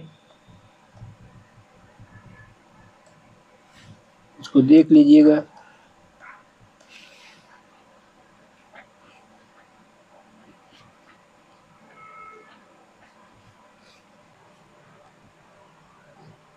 उत्तर, ये मैंने आपको बताया, फिर से ध्यान रखिए। भारत की प्रथम semiconductor fabrication plant Dholera Gujarat में Tata semiconductor manufacturing private limited द्वारा वे एक विशेष आर्थिक क्षेत्र के रूप में अधिसूचित किया गया। ठीक है, याद रखिए कि इसको, बहुत इंपॉर्टेंट क्वेश्चन है।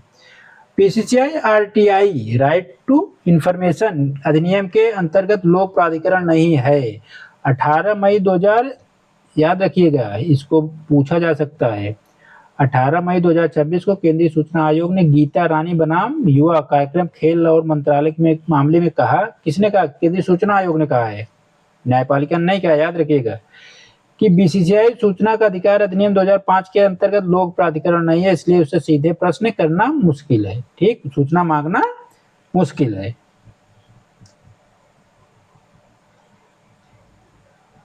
कपास उत्पादकता मिशन, केंद्रीय मंत्रिमंडल ने 5 मई 2026 को प्रधानमंत्री नरेंद्र मोदी की अध्यक्षता में कपास क्षेत्र में आत्मनिर्भरता प्राप्त करने के लिए कपास उत्पादकता मिशन को मंजूरी दी है, जो 2026-27 से लेकर 2030-31 तक लागू रहेगी। कब?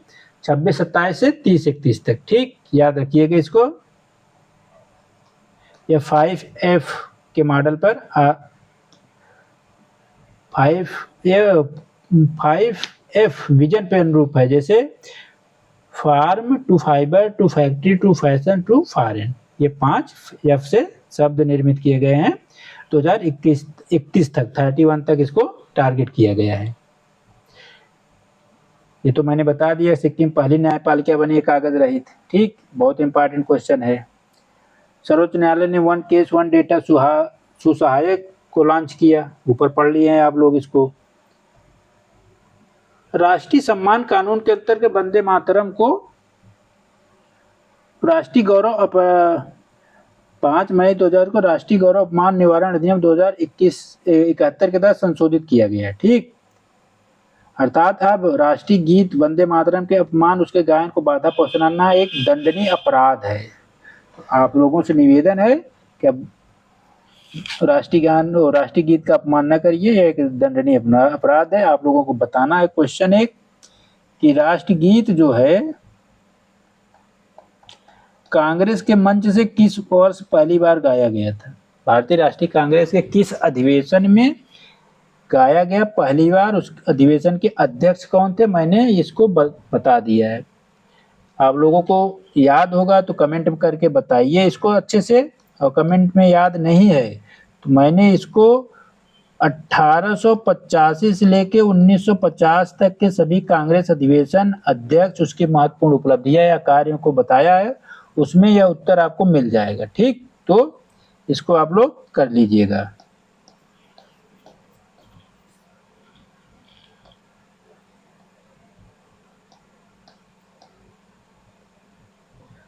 देखिए 4-5 राज्यों में चुनाव हुए हैं। इन राज्यों के चुनाव के बारे में ज़्यादा मत याद करिए, बस एक चीज़ ज़रूर याद कर लीजिए, इन विधानसभाओं में सीट कितनी है, कुल सीटों की संख्या कितनी है, इसको याद रखिए। मिलान करने के लिए पूछ सकता है। 5 राज्यों में चुनाव हुए हैं, जैसे असम में 126 सीट, केरल में 140 सीट, पुडुचेरी में 30 सीट, ठीक, तमिलनाडु में 234 सीट और बंगाल में 293 सीट। यही आपसे पूछेगा मिलान करने के लिए, कि हाल ही में ये नहीं पूछेगा कि हाल ही में चुनाव हुआ, कुल विधानसभा सीट कितनी है, बस राज्य का नाम दे देगा, पूछ लेगा कि यहाँ पे विधानसभा सीटों की संख्या कितनी है। अगर आपको याद नहीं है तो आप नहीं कर पाएंगे, बेसिक प्रश्न बनेगा, लेकिन करंट से अपडेट है क्योंकि वर्तमान में यहाँ पे चुनाव हुए हैं। तो इन राज्यों के सीटों को आप याद कर लीजिए, लिख लीजिए, खूब अच्छे से याद कर लीजिए। असम 126, केरल 140, पुडुचेरी 30, तमिलनाडु 234 और पश्चिम बंगाल 293। तो याद रखिएगा, इसको भूलिएगा नहीं, ठीक। किस पार्टी की कहाँ पे कौन मुख्यमंत्री बना, ये लोग इतना तो आप लोग जान ही रहे हैं, ठीक। 131वां संविधान संशोधन महिला से संबंधित आरक्षण था, बहुचर्चित था, फेल हो गया, पास नहीं हो पाया, ठीक। इसको कोई मतलब नहीं रहता, पूछा नहीं जा सकता, ज्यादातर पास हो जाता है तो इम्पोर्टेंट हो जाता है, ठीक। एक जिला एक उत्पाद के तहत आपको ये याद करना पड़ेगा उत्तर प्रदेश के संदर्भ में कि किस जिले में कौन सा उत्पाद खाने वाली चीजें बनती है। मैनपुरी में सोन पापड़ी, मथुरा पेड़ा प्रसिद्ध है, अलीगढ़ में चमचम, आगरा का पेठा प्रसिद्ध है, गोरखपुर का लिट्टी चोखा, कानपुर का समोसा लड्डू, हाथरस का रबड़ी, कासगंज कलाकंद और मूंग का दलमा, एटा में चिकोड़ी, ये सब खाने वाली चीजें हैं। सुल्तानपुर कड़ाहा की पूरी, कोहड़े की सब्जी, सुल्तानपुर में, ठीक। बाराबंकी में चंद्रकला मिठाई, आजमगढ़ सफेद गाजर का हलवा, सफेद गाजर का हलवा याद रखिएगा, लाल गाजर नहीं, नारंगी नहीं। वाराणसी लौंगलता और हींग की कचौड़ी, बरेली सेवैयाँ, अमेठी समोसा, बस्ती सिरका, सिद्धार्थनगर राम कटोरी, सुल्तानपुर की कढ़ाई मतलब पूड़ी और कद्दू की सब्जी, याद रखिएगा, ये बहुत इंपॉर्टेंट है। भारत और फ्रांस के विरुद्ध समझौता जो हुआ है जून 2026, 13 से 14 जून और 16 से 18 जून के मध्य फ्रांस की महत्वपूर्ण यात्रा पे प्रधानमंत्री गए, ठीक। 14 जून को फ्रांस की नीस शहर में विला केरिलॉस में प्रधानमंत्री नरेंद्र मोदी और वहां के राष्ट्रपति एमेलियन मैक्रो के बीच द्विपक्षीय समझौता हुआ, ठीक, जिसे भारत इनोवेट्स 2026 नाम दिया गया है।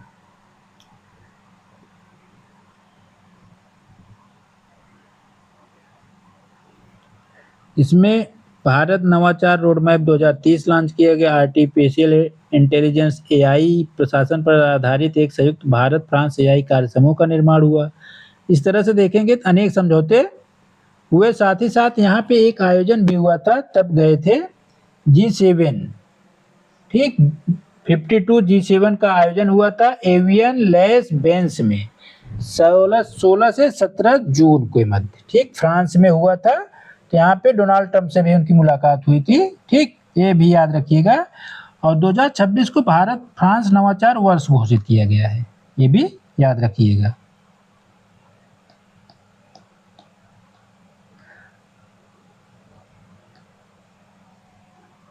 वेनेजुएला की कार्यवाहक राष्ट्रपति डेल्जी रोड्रिगेज 3 से 6 जून भारत की राजकीय यात्रा पे आई।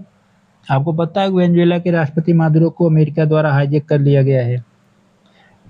प्रधानमंत्री नरेंद्र मोदी 14-15 जून को मध्य यूरोपीय देश स्लोवाकिया की राजकीय यात्रा पे रहे, ठीक, स्लोवाकिया गए। तो डेट याद रखा करिए, कभी कभी डेट मिलान करने के लिए पूछता है, डेट जरूर लिख लिया करिए, ठीक।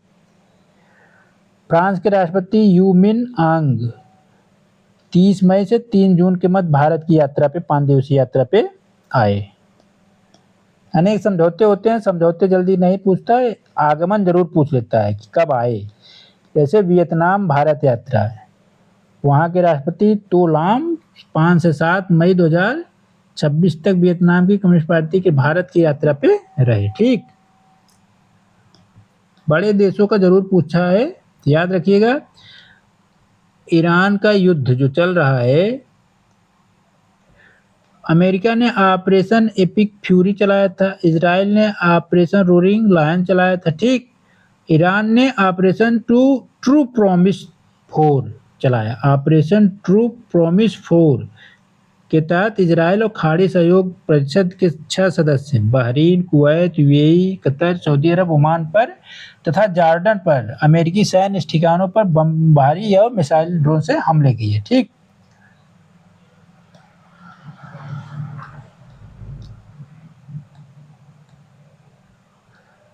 आईएमडी विश्व प्रतिस्पर्धा रिपोर्ट 2026, ठीक। World competitive ranking 2026। सबसे पहले स्थान पे कौन सा देश है? सिंगापुर, फिर हांगकांग। याद रखिएगा, विश्व प्रतिस्पर्धा रिपोर्ट में सिंगापुर पहले पे है, हांगकांग दूसरे पे है। भारत 44 स्थान है। भारत की रैंक क्या है? 44, ठीक। याद रखिएगा, भूलिएगा नहीं। विश्व की सबसे क्यूएस वर्ल्ड यूनिवर्सिटी रैंकिंग में एमआईटी मैसाचुसेट्स प्रौद्योगिकी संस्थान यूएसए या संयुक्त राज्य अमेरिका की पहले स्थान पे 100 में 100 स्कोर, ठीक। दूसरे पे इंपीरियल कॉलेज ऑफ लंदन, तीसरे पे स्टैनफोर्ड विश्वविद्यालय यूएसए, चौथे पे ऑक्सफोर्ड, पांचवे पे हार्वर्ड। आईआईटी दिल्ली इसमें 118 स्थान पे है। भारत की आईआईटी दिल्ली 118 पे है, ठीक।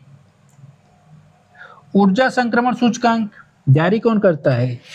ऊर्जा संक्रमण सूचकांक विश्व आर्थिक मंच जारी करता है, ठीक। इसमें शीर्ष देश है पहले स्थान पर ऊर्जा समूह स्वीडन, दूसरे पे फिनलैंड, अंतिम पे है कांगो गणराज्य। भारत है 70। भारत की रैंक कितनी है? 70, ठीक। याद रखिएगा, कांगो गणराज्य अंतिम पे है, पहले पे है स्वीडन। सिपरी की विश्व सैन्य व्यय आपको बताया, भारत कितने स्थान पे? 5वें स्थान पे। अमेरिका पहले पे है। अमेरिका, चीन, रूस और जर्मनी के बाद भारत का स्थान है। वैश्विक शांति सूचकांक कौन जारी करता है? Institute for economic and peace, IEP जारी करता है। याद रखिएगा, ऑस्ट्रेलिया का प्रमुख थिंक टैंक है institute for economic and peace, यही जारी करता है। कुल 163 देश थे, ठीक। पहले स्थान पे कौन सा है? आइसलैंड, सबसे शांत देश, ठीक। उसके बाद है स्विट्जरलैंड, फिर स्लोवेनिया, आयरलैंड। भारत की रैंक कितनी है? 127, 127। विश्व शांति सूचकांक में, वैश्विक शांति सूचकांक में भारत की रैंक कितनी है? 127। पहले पे है आइसलैंड, दूसरे पे है स्विट्जरलैंड, ठीक। तो याद रखिएगा चीज। UNSC, United nation security council में 2 नए सदस्य बने हैं, ठीक। 5 अस्थायी होते हैं, पता ही है आपको। 5 अस्थायी देशों का नाम कमेंट में बताइएगा। अस्थायी सदस्य देशों का नाम कमेंट में बताइएगा। चीन, फ्रांस, रूस, यूनाइटेड किंगडम, संयुक्त राज्य अमेरिका। 10 अस्थायी होते हैं, 2-2 वर्ष के लिए चुने जाते हैं। अभी 2 नए सदस्य देश चुने गए हैं, तो कौन कौन से हैं वो?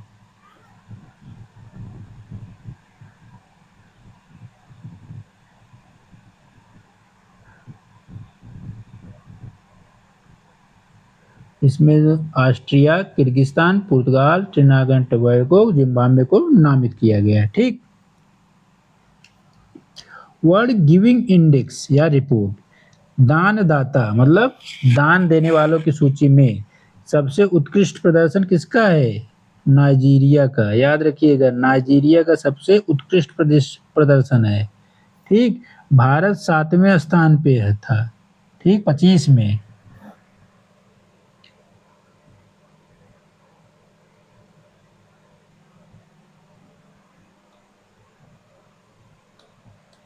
ये जलवायु परिवर्तन उतना नहीं है, आपको बता दिए। ये ओपेक प्लस से बाहर है। सैन्य खर्च में भारत 5वां सबसे बड़ा सैन्य खर्च है, ठीक। वैश्विक लोकतंत्र सूचकांक और पवन, ये जरूर इम्पोर्टेंट है। वैश्विक लोकतंत्र सूचकांक 2025 का है, अप्रैल 2026 में जारी किया गया है। 25 के आंकड़ों पर निकाला गया है। इकोनॉमिक इंटेलिजेंस यूनिट जारी करता है, EIU, ठीक। इसमें नॉर्वे पहले स्थान पे है। ठीक, याद रखिएगा। वैश्विक लोकतंत्र में नॉर्वे, न्यूजीलैंड, डेनमार्क पहले, दूसरे, तीसरे पे हैं।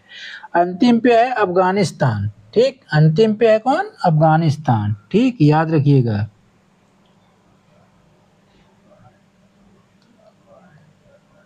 भारत की रैंक कितनी है? भारत की रैंक 47 है। ठीक, 47। वैश्विक पवन ग्लोबल विंड एनर्जी काउंसिल की रिपोर्ट है, 2026 के लिए जारी किया गया है। विश्व में 162 गीगावाट पवन ऊर्जा स्थापित की जा चुकी है इसके आंकड़ों के आधार पे। ठीक, याद रखिएगा। विश्व में सबसे ज़्यादा कौन सा है? चीन। पवन ऊर्जा में 3 है, फिर अमेरिका। चीन, अमेरिका पहले दूसरे स्थान पे है। ठीक, तो याद रखिएगा। G7 हुआ था एवियन लेस बैंक फ्रांस में, आपको ऊपर बताया। फ्रांस के प्रसिद्ध शहर एवियन लेस बैंक में आयोजित हुआ था G7। 52 सम्मेलन था इसका। क्रम याद रखिएगा। इमैनुएल मैक्रों इसके अध्यक्ष थे, फ्रांस के राष्ट्रपति। ठीक, भारत के प्रधानमंत्री भी इसमें भाग लिए थे।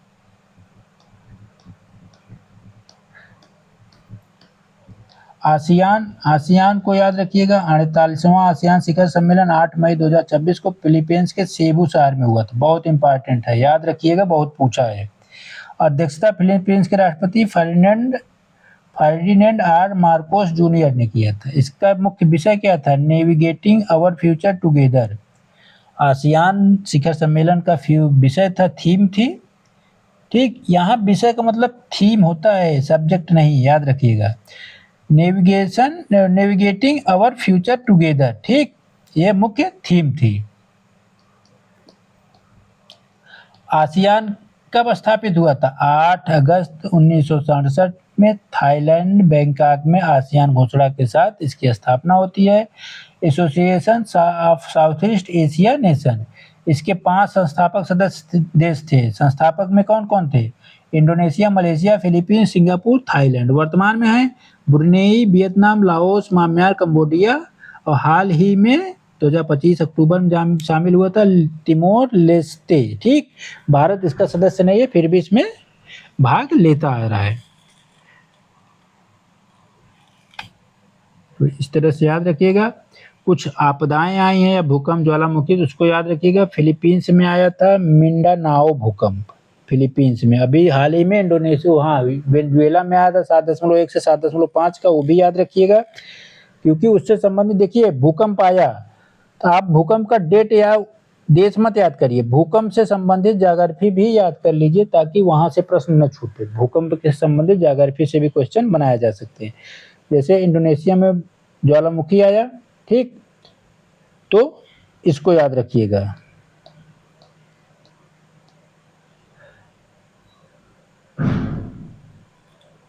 जैसे दितवा चक्रवात है, उत्तर हिंद महासागर में आया, उत्तर हिंद महासागर से न्यार चक्रवात आया। ठीक, मेलिसा हरिकेन है, ये कैरेबियन देशों के क्षेत्र में आया। एक चीज याद रखिएगा, इसमें से बहुत जरूरी है। सकल घरेलू उत्पाद अंतिम अनुमान 2025-26 राष्ट्रीय सांख्यिकी कार्यालय द्वारा जारी किया गया है। भारत सरकार का अधीन कार्यरत संस्थान है। ये लाइन याद रखिएगा बस। वर्तमान में तृतीय क्षेत्र था, सेवा क्षेत्र का योगदान कितना है जीडीपी में? 54.3। कितना है? 54.3। ठीक, द्वितीय क्या? उद्योग क्षेत्र का योगदान कितना है जीडीपी में? 25.8।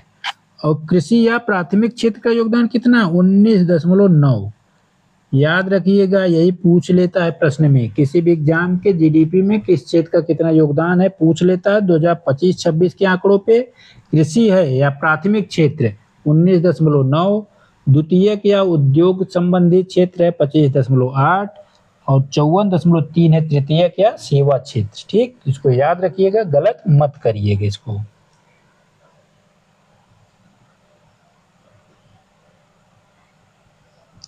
इस स्वास्थ्य सेवा रिपोर्ट को मैंने ऊपर एक बार बता दिया है।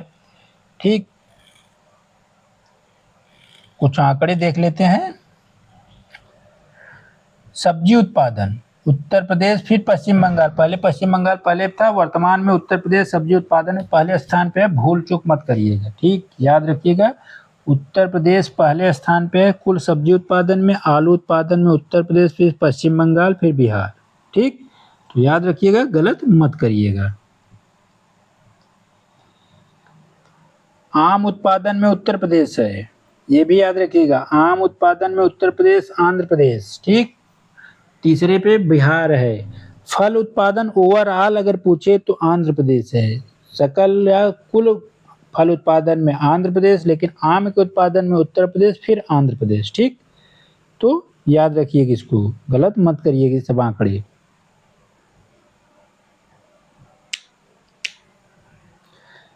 न्यूनतम समर्थन मूल्य घोषित किया गया, तो कुछ चीजों का जरूर याद रखा करिए, ठीक। 14 खरीफ फसलों का न्यूनतम समर्थन मूल्य किया गया, जिसमें सर्वाधिक वृद्धि की गई किसमें? सूरजमुखी में, ठीक। 622 रुपए का इकट्ठा वृद्धि की गई, और कपास में 557, ठीक। नाइजर सीड में 515 रुपए की वृद्धि की गई। तो हमारे लिए मुख्य जरूरी हो जाता है धान का। धान ए ग्रेड वर्तमान में कितना है? 2441, 2461। जो सामान्य धान है उसका है 2441 रुपए प्रति क्विंटल, और धान सामान्य ए ग्रेड का है 2461, 20 रुपए का अंतर है, ठीक। तो याद रखिएगा, धान के लिए बहुत जरूरी होता है, यही पूछता है। धान और गेहूं बहुत पूछता है, धान गेहूं जरूर याद रखिएगा, ठीक। अब जैसे तृतीय अनुमान,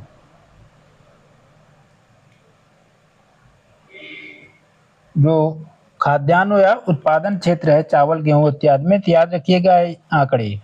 चावल उत्पादन में उत्तर प्रदेश तेलंगाना दूसरे स्थान पर हो गया। बीच में अभी तेलंगाना पहले हो गया था, लेकिन वो कुछ आंकड़ों के आधार पर होता है, लेकिन पहले स्थान पे उत्तर प्रदेश है। चावल में भी, गेहूं में भी उत्तर प्रदेश, मध्य प्रदेश, पंजाब हो गए हैं। क्रम याद रखिएगा इसको। चावल उत्पादन में उत्तर प्रदेश तेलंगाना पश्चिम बंगाल, गेहूं में उत्तर प्रदेश मध्य प्रदेश पंजाब, मक्का में मध्य प्रदेश है। अब देखिए महाराष्ट्र से बदल गया आंकड़ा, मक्का का मध्य प्रदेश हो गया, फिर कर्नाटक महाराष्ट्र। पहले महाराष्ट्र और कर्नाटक में आपस में प्रतिद्वंदिता थी, अब कौन आ गया पहले स्थान पे? बहुत इंपॉर्टेंट है, मक्के में मध्य प्रदेश, दलहन मध्य प्रदेश में है, और कुल खाद्यान्न उत्तर प्रदेश मध्य प्रदेश पंजाब, ठीक। फिर राजस्थान। चावल उत्पादन उत्तर प्रदेश, गेहूं उत्पादन उत्तर प्रदेश, दलहन मध्य प्रदेश, तिलहन उत्पादन राजस्थान। तेल से संबंधित जो भी खाद्य फसलें हैं उसमें राजस्थान का पहले स्थान है, ठीक। तो चीजें याद रखिएगा, गलत मत करिएगा। चना में महाराष्ट्र है, सोयाबीन महाराष्ट्र, मूंगफली गुजरात, रेपसीड सरसों राजस्थान, गन्ना उत्तर प्रदेश, कपास महाराष्ट्र। ये चीजें याद रखिएगा, गलत मत करिएगा। फिर से याद कर लीजिए, कपास में कौन है?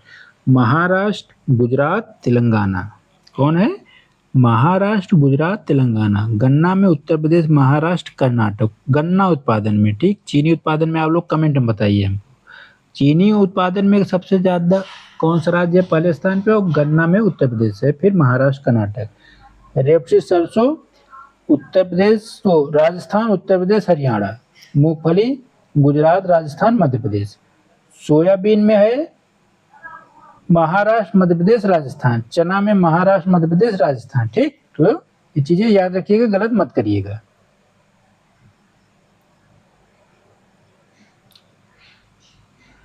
WEF के टेक पायनियर समूह में भारत की 6 कंपनियां शामिल हुई हैं, ठीक।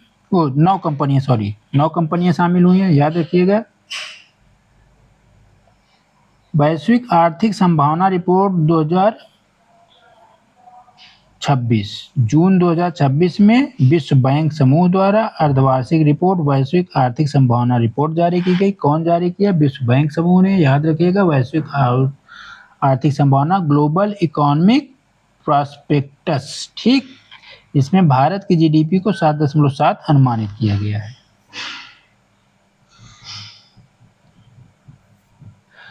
कंबोडिया जो देश है, भारत का national payment corporation of India NPCI का UPI भुगतान शुरू किया है, ठीक। तो याद रखिएगा, कौन सा? कंबोडिया ने शुरू किया गया है, ठीक, इतना याद रखिए कि बस कंबोडिया ही पूछेगा, ज़्यादा नहीं पूछेगा।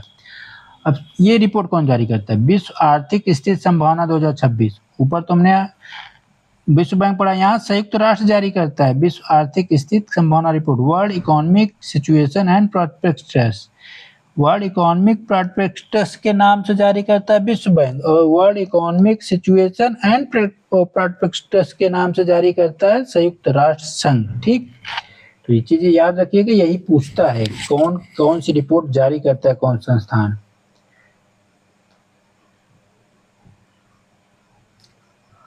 Digital world economic outlook IMF जारी करता है, याद रखिएगा।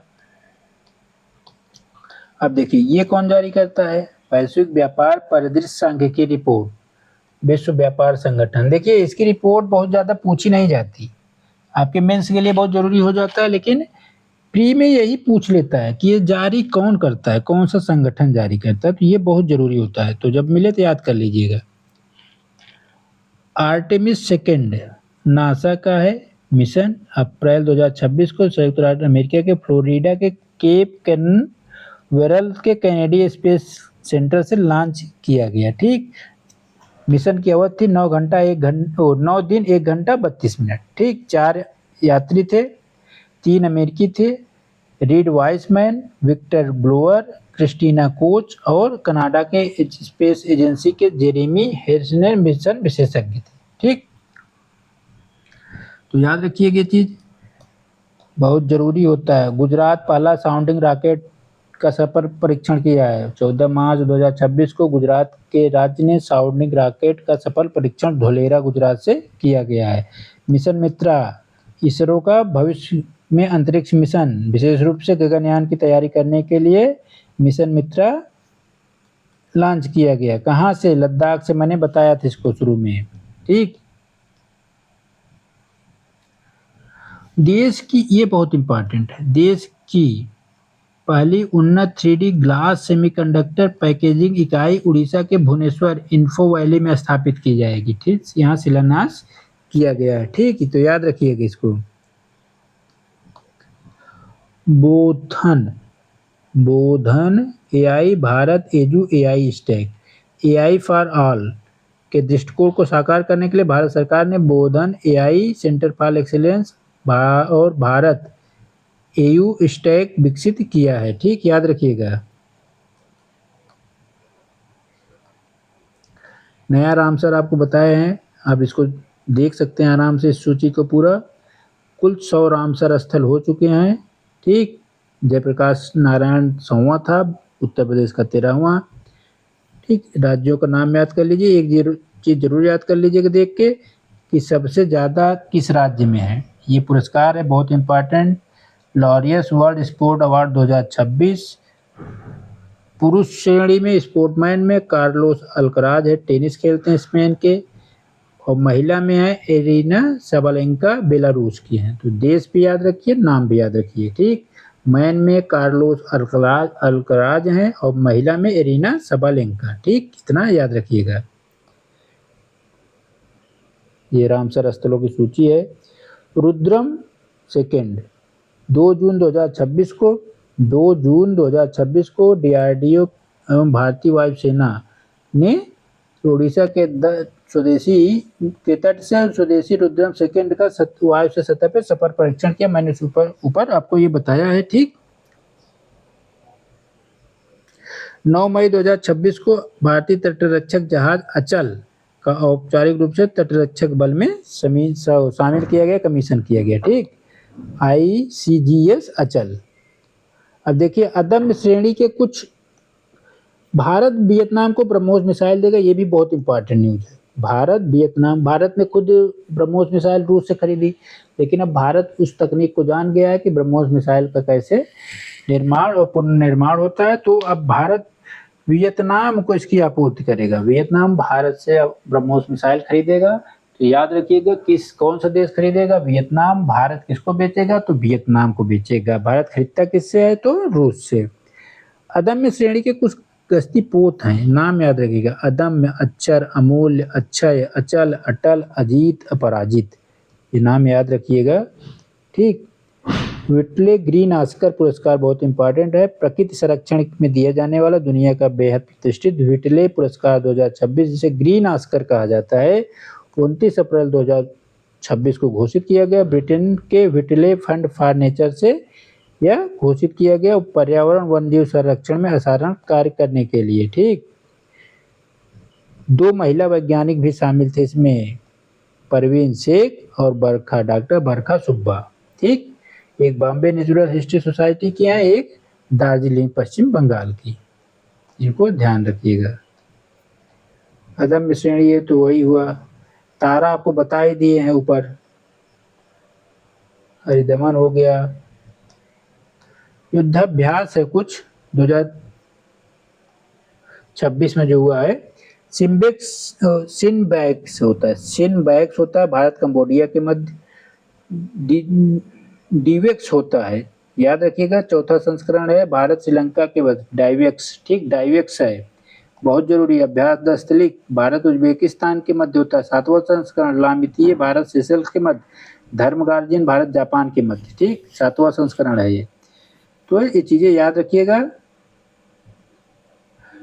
अब ये बहुत जरूरी है, इम्पोर्टेंट। बेंगलुरु सिटी पुलिस के ने नागरिक सुरक्षा को अधिक सुदृढ़ बनाने के लिए आपातकालीन सेवा नम्मा 112 अत्याधुनिक बहुभाषी एआई तकनीक विकसित की से सुसज्जित किया है। क्या? नम्मा 112 एआई आधारित तकनीक है। ठीक, तो भारत का बहुभाषी एआई प्रणाली का है। ठीक, याद रखिएगा 10 भाषाओं में यह वार्तालाप कर सकता है। संसद रत्न पुरस्कार 2026 में सांसदों को उनके उत्कृष्ट कार्यों के लिए पुरस्कृत किए गए। जिनमें चयनित कौन कौन से थे? जगदम्बिका पाल, पीपी चौधरी, निशिकांत दुबे, श्रीकांत एकनाथ शिंदे, प्रवीण पटेल। ठीक, विद्युत बरन महतो, लुम्बाराव चौधरी, हेमंत बिश्व शर्मा, स्मिता उदय बाग, नरेश गणपत महस्के, मेधा विश्राम कुलपति, कुलकर्णी, नरहरि अमीन। ठीक, तो याद रखिएगा 20वां रामनाथ गोयनका उत्कृष्ट पत्रकारिता पुरस्कार किसे दिया गया था? याद रखिएगा प्रिंट में हिंदी में अवधेश अकोदिया को, दैनिक भास्कर के पत्रकार हैं। ठीक, अवधेश अकोदिया को दैनिक भास्कर। ब्रॉडकास्ट डिजिटल में सर्वप्रिया सांगवान बीबीसी न्यूज की हैं। राजनीति और सरकार पर reporting Deeptiman Tiwari the Indian Express के पत्रकार हैं। ठीक, खेल पत्रकारिता श्रीनाथ धररसी और डिजिटल प्लेटफॉर्म पर सरकार की रिपोर्टिंग पे ऋषिका कश्यप डेक्कन हेराल्ड की पत्रकार हैं। ठीक, साहित्य के क्षेत्र में साहित्य अकादमी दिया गया ममता कालिया को हिंदी में, जीते जी इलाहाबाद। अंग्रेजी में नवतेज सरना, अंग्रेजी में क्रिस्मन स्प्रिंग। महाउपाध्याय साधु भद्रेश दास को संस्कृत में दिया गया। प्रस्थान चतुष्ट है ब्रह्मघोष के लिए। प्रीतपाल सिंह बेताब उर्दू के, सफर जारी है। जितेंद्र कुमार सोनी राजस्थानी भर खमा के लिए। ठीक, 60वां ज्ञानपीठ पुरस्कार मैंने एक अलग से पुरस्कार में बता ही दिया है, फिर से याद रखिएगा। तमिल कवि, लेखक और गीतकार हैं आर वैरामुथु को ज्ञानपीठ पुरस्कार दिया गया 1965 में। पहला ज्ञानपीठ जी शंकर कुरूप को दिया गया था। अंतर्राष्ट्रीय बुकर बहुत इंपॉर्टेंट है। ठीक, याद रखिएगा अंतर्राष्ट्रीय बुकर 19 मई 2026 को लंदन में आयोजित एक समारोह में ताइवानी लेखिका यांग शुआंग जी को दिया गया है। ठीक, इनके द्वारा लिखित पुस्तक है लिन किंग, ये लिखी है इस पुस्तक को यांग शुआंग जी ने किताब लिखी है, अनुवाद किया है लिन किन ने। ठीक, और किताब का नाम है ताइवान ट्रेवलॉग। ठीक, किताब का नाम है ताइवान ट्रेवलॉग। अनुवादक हैं लिन किंग और किताब के लेखक हैं यांग शुआंग जी। ठीक, 50,000 पाउंड की राशि अनुवादक और लेखक के बीच साझा होगी। ठीक, तो याद रखिएगा। व्हिटले पुरस्कार परवीन शेख और बरखा सुब्बा को दिया गया, ऊपर बताया था मैंने। पुलित्जर पुरस्कार लोक सेवा के लिए वाशिंगटन पोस्ट को दिया गया है।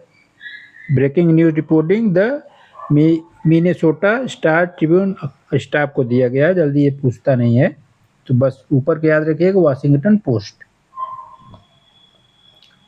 उच्चतम न्यायालय की सदस्य संख्या में वृद्धि हो गई है, 38 हो गए हैं, याद रखिएगा। मुख्य न्यायाधीश लेके आस्कर 2025 और 26 मैंने इसको बहुत अच्छे से एक वीडियो में पढ़ाया है, याद रखिएगा, देख लीजिए वहां से। योग दिवस 21 जून, योगा फॉर हेल्थ एजिंग। रक्तदाता जरूरी नहीं है। प्रवासी पक्षी 9 मई को है। एवरी बर्ड काउंट, ठीक। 3 मई को विश्व प्रेस स्वतंत्रता दिवस मनाया गया। मलेरिया दिवस मनाया जाता है, विश्व मलेरिया दिवस 25 अप्रैल को, ठीक। सिनवैक्स भारत और किसके बीच हुआ? कंबोडिया के मध्य। भारत कंबोडिया के मध्य द्विपक्षीय सैन्य अभ्यास है सिनवैक्स, ठीक। सिनवैक्स याद रखिए, भारत कंबोडिया के मध्य कब हुआ? 2026 में, ठीक। तारा गाइड वेपन मैंने आपको बता दिया था ऊपर। ग्रैंड स्लैम में पहला याद रखिएगा, ऑस्ट्रेलियन ओपन 2026 बहुत जरूरी है।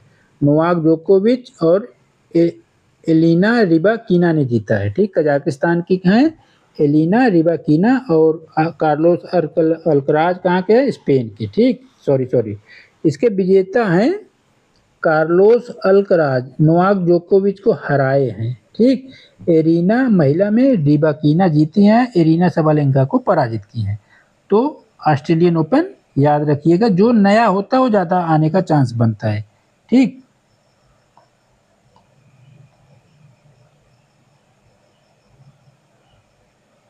नरेंद्र मोदी को स्वीडन के royal order of the polar star degree commander grand cross से सम्मानित किया गया। किसके?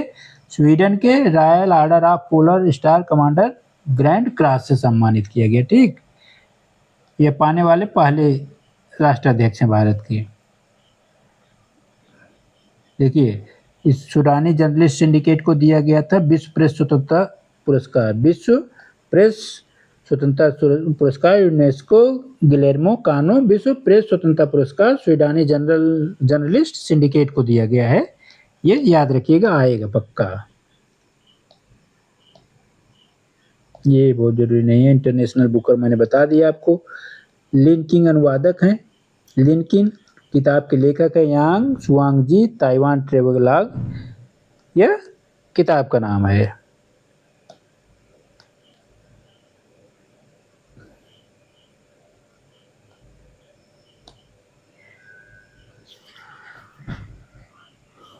ये कुछ फैक्ट हैं, जैसे देख लेंगे हम लोग। एक चीज़ बहुत ज़रूरी है, देखिए, केंद्रीय गृह मंत्री ने कहा 24 मई 2026 को कि जनजाति सांस्कृतिक समागम को संबोधित करते हुए कहा कि समान नागरिक संहिता अगर लागू होती है तो वह जनजातियों पे लागू नहीं होगी, अर्थात जनजाति समुदाय पे यह लागू नहीं होगी। याद रखिएगा, अगर कहीं पूरे भारत में यूसीसी लागू होता है तो जनजाति समुदाय पे लागू नहीं होगी। अनुच्छेद 44 के तहत यूसीसी को लागू करने का प्रावधान है, अनुच्छेद 44 याद रखिएगा।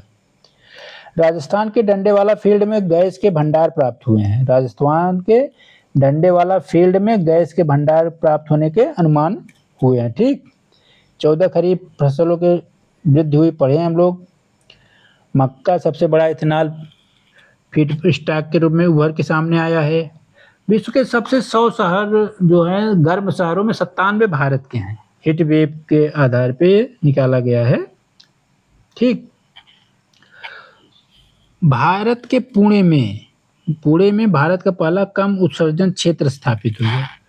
पुणे नगर निगम द्वारा शिवाजी नगर के भारत में सबसे कम लो एमिशन जोन स्थापित करने की घोषणा की गई, ठीक। तो याद रखिएगा, पुणे में।